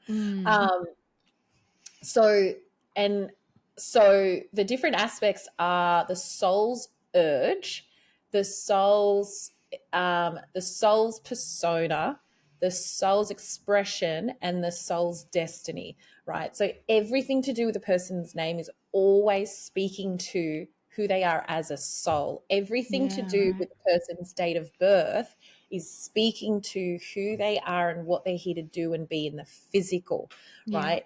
And so to break those down even further, the soul's urge, I look at you know how people go into a new year and they set these New Year's resolutions, and those New Year's resolutions are based off what they haven't been able to do in the past. That's how I see the soul's urge, is those numbers tell me a story about this deep desire at a soul level. It's like whether I've been to earth before and I have not been able to experience this and I desperately, deeply want to experience it, or it's like the first time in a long time or the first time, and it's like I'm coming because I really want to experience this or try this or achieve this or accomplish this. That's the soul's urge. So I can learn a lot about past life experiences or past soul experiences, or, you know, what's really at the heart yearning level for this soul. The soul's persona is like the kind of soul you are. So if I was a tradie, for example, that's great, but what kind of tradie are you? You know, are you an electrician or a plumber or a painter or a spark? Like I just said, Sparky, an electrician. Anyway, For the American listeners, yeah. Yeah, so you know that's the kind of soul you are. And just like if I was an electrician, which past life I was an electrician in my earlier life, um, then I'm naturally going to just know all the things about electrical work, right? So the kind of soul you are talks to like, well, this is like the back of my hand, this stuff. This is what I came here. This is the resource that, you know, like I imagine if there's like a table, all these beings that sit at the table and they decide who goes into earth at what time and what resources we need, because a soul is a resource. It's like, okay, you're a resource. We need you here in this place in the planet. You got to transmute this energy in that area. You know, that persona, that soul's persona is like, all right, that's the kind of resource you are. So this is the natural things that you're going to be drawn to be doing and being in this life. And then the soul's expression is like the specific modality that your soul wants to express itself through, if that makes sense. How when you express something, it manifests into the physical. So this is how you want to use that knowledge in this physical realm, so to speak. And the soul's destiny is, when I've done all of that, this is the results that I'm here to achieve. Yeah. And the thing that's important to understand about this is that we don't actually have to work on this information. We don't have to work on developing our soul's persona. We don't have to work on developing our soul's modality. We don't have to work on that stuff. Simply because, and this is channeled, this is my belief, my opinion, whatever you want to call it, the soul itself isn't suppressed. There's no suppression that can occur at a soul level within and of itself. It's like, I see it like a river that's flowing like to its fullest capacity, and it will flow to its fullest capacity unless there's some kind of blockage, some kind of damming. And if there's a damming or a blockage, it's only ever going to be something physical, like a physical like dam of logs, or you know what I mean? There's only ever going to be something physical damming up that river. And that's why understanding your physical aspects of yourself, aka the things that are under your birth date, and doing the work you need to do to heal your human physical experience, align your physical human experience to what you came here and what you signed up for and how you came to express yourself and is literally the work you need to do to allow and be an open channel, an open river for that consciousness, that soul expression, the soul work to actually be done. Does that make sense? Yeah, that makes a lot of sense. Yeah, because I was curious, like, sort of what the name represents. And because also what I'm curious about too is like when you, because I know people that have changed their names, and especially like, because they've like not done it for the numerology, but they've taken that into perspective and they're like, I prefer this number, so I'm going to go by this name now. And they've changed their names. And like, I've had people, like my mum has her, you know, her given name, like her birth name, but then she pretty much goes by Nina, like within the family and like most people that know her. And then someone told her, well, you know, your given name, this is actually a much better number, which I can't stand when people do that, when they're just like, no, this is a better energy, this number. And it's like, they all just have different energies. No one is better or worse than the other. Yeah. And then they were like, you should only go by that name. And yeah. And not, and then that's what I said to my mom. I'm like, but I like, for me, like people call me, like only people like really close friends call me Lex. And even sometimes we'll just, like instinctually they'll just call me that when they get to know me, and I find it really endearing because and obviously that's going to have a different resonance to, and even just in the way that it's said, and the people that call me that, it has a different resonance. And like I feel that way with my mom, like all of the family and all of our loved ones call her that. And so I guess, yeah, how does it play out when obviously, yes, you're born with this? So would you say like the name that you're born with, that's like all of this soul stuff, but then what about the names that we're either given like nicknames, or if you change, like if you get married or like you change your name for whatever reason, how does that kind of play out with the numbers, with the energy? It's very, so people that have been in my courses and things like that, they know that I'm I don't like any version of generalization. So I have to, because I'm like, no. Like, there's no two people that have the same experience, aka the same numerology, even if on paper their charts are exactly the same, which would be very rare that you're born on the same day and have the same name, but it's a constellation of energy that you're interacting with throughout your life. You learn how to express your energy through watching other people express the same energy, and no one else has had that timeline of interactions. So your constellation is energy is very unique, and there's no two people that exist that are the same, right? So everybody has unique needs. So I don't like generalizations, but I'm going to answer this generally. Of course, because there's always so much nuance to everything. But but generally speaking. Generally speaking. And I love this question. So I'll answer the quick and easy ones first. When it comes to people getting married and changing their surname, typically, most of the time, I will say that doesn't actually hold much sway over the original contract, so to speak. So I look at the chart that you create with someone's birth date and name, that I call that the incarnation contract, you know? And so most of the time that marriage is part of that original contract, right? There are nuances where people have, been sitting in a meditative state or whatever, and they received a name and then they changed their name, and that literally, that can either mean that they have literally signed up for more, or they have changed the trajectory of their soul path, because a name is a soul path. The life path is the physical path. Those two are not the same.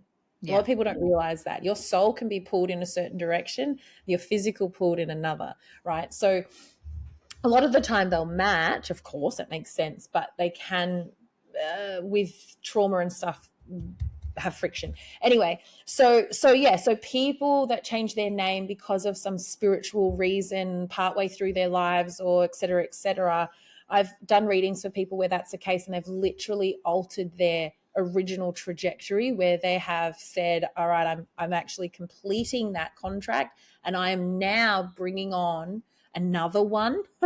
Wild, why you would, that's crazy. I've done readings for people where they've actually, I don't know, the capacity of some souls is insane, but they're like working on two soul paths at the same time. Wow. Wild. So there's a lot of nuances with this, but the name is a massive deal. And so when people start playing around with their names and like, oh, I just don't like the lettering of this, or I don't know why I was named, I'm just like, whoa, just like back up a little. You don't know what you're actually playing with there, like, because that's massive. It's a massive thing to be doing. But when it comes to like nicknames and things people call you, like something I channeled recently, which I'm so grateful for because it's just changed my whole world, is that our voices are the cake is ready if you want to. I was like, what is that? Perfect. Yeah, I had something in the oven. That's given me the wind up, Georgina. You're talking way too much. Or you were about to say something that was spot on. Yeah, ding! That was a sign from the universe. You're on the right track. Yeah. So good. So good. Yes, our voices are literally, now, I don't know, Isaac, you could probably do a deep dive and do research on this, but I'm a 303 and I just pluck things and say it. And I'm like, that is true. But our voices are literally the resonance of our soul's consciousness. Wild. Right. And so people will say, and I've said this so many times, like I cannot stand the sound of my own voice, like listening to it back on record. I'm like, oh, I can't stand it. And a lot of people will be like, oh no, like it's great. It's a beautiful voice. Maybe there's something to do with self-worth or all this stuff there. And I'm like, no, hang on a second. Like if you've ever turned on the radio and it's a distorted sound and it's actually hard to hear, like you can't listen to it because it's so crackly or whatever it is. Like, what if there's actual legitimacy behind not being able to stand the sound of your own voice? Because what if what you're hearing isn't a true resonance of your actual soul's consciousness? Like, it's an actual suppressed version or a distorted version of your voice. And, you know, it's only been since I've been through this deep unraveling and walking through the wildfires of the darkness that I can actually now tolerate hearing my own voice, because it actually sounds familiar. It sounds like me and what I truly sound like, you know. So when you have that context in the background and then you think about what we're actually saying, like, we call people, we call the name which represents a soul frequency. Our soul's resonance is calling other soul resonance, soul frequencies into being. And so when you have a nickname, you will at some level show up to that person in a way that represents what they are calling forth within you. Yeah. There's a different version of you. Like, Lex is a different being, a different entity, a different soul frequency to Alexa. And the places where you're referred to as Alexa, there's a different person there versus Lex. You know, my family growing up calls me Gina, and I literally saying that out loud makes me wince. You know, that's a whole version of me that I'm like, ooh, what is that? You know, and I have friends, most people call me G now or Gigi, and I love it. I love it. It's very endearing, you know, or Georgina is like very, you know, but they're all, you're literally calling forth a different being, a different frequency, literally by your soul's resonance. It makes so much sense, because it literally, like, in when we lived in Sydney, because I'm born and raised there, my parents were there their whole lives as well, and that was, my mum would use Naveen, her given name, at work, and Nina was like everyone else, and it was that's how I used to always say, it was like these two different personas. And that definitely resonates for me. And I'm aware of time, Georgina. I could talk to you all day. Like, I could just totally nerd out on the numbers with you. I love it. And I'm not even joking. Like, the number, because I know you just started your course, your fundamentals, or your foundational course, and I was so torn. I was like, really wanted to do it, but I'm so overcommitted to courses and coaching and things at the moment. But please let everyone know your offerings, because you've got your courses, you do readings. Let everyone know how they can work with you and learn from you and get in touch. Yes, I'm so excited. So I still do one-on-one readings. My most popular readings that I do are 2-hour readings, and that's a full chart reading of your life path, number, date of birth, your name, everything. So that's the most popular reading. I do offer 1-hour life path readings. Not as popular. People seem to just want the whole caboodle, which is great. I love that. I also, of course, run courses. My favorite thing in the world to do is teach numbers and teach numerology. You know, that old saying, like, you can give a man a fish and he'll eat for a day, or you can teach him how to fish and he'll eat for a lifetime. So, you know, I love teaching. I just started a course. There'll definitely be more scheduled soon. And I'm also, one thing that I'm very excited about is I've been experimenting with taking people through, I've been calling it consciousness healing. Like, as I've been going through these dark unravelings, I'm learning that I think that's something that I'm supposed to be offering as well. So I've have my first proper healing session today with a woman who's just amazing. So I am going to be offering some healing sessions that are more, it's going to be using numerology, but very multifaceted and very unique to what I'm discovering through what I'm going through. So Yeah, amazing. Yes. Yeah. And I know you're doing doing couples, like sessions for couples now. When I saw you, when you launched your new sessions, I saw that and I was like, we need to do it. We need to do it. Because I love, Isaac and I love that stuff, and doing, like, you know, astrology readings with, like, both of you, like composite charts and like human design, you can do that. And love it. So interesting.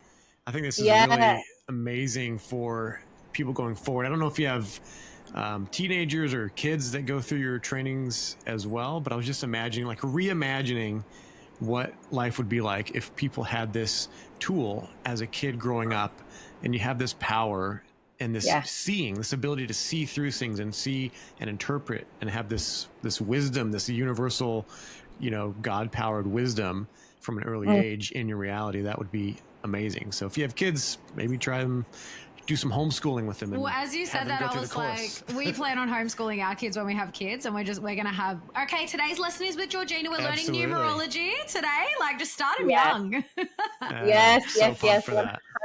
It's so exciting. They're my favorite readings to do. I often will do readings for new parents of their new babies, and that's something like, that's what started the whole numerology thing in the first place. Is I used to be a doula and support birth, and then as a special gift to the mum, I'd give them a little numerology chart and a little reading of their newborns, and then that just like snowballed into what it is now. And I don't really support birth anymore, but they're like some of my most favorite readings to do, because it's like, this baby gets to be known and supported and empowered and nurtured, not based off what society says, but based off what they say. So they get to be known without even having to say a word, like that's everything to me.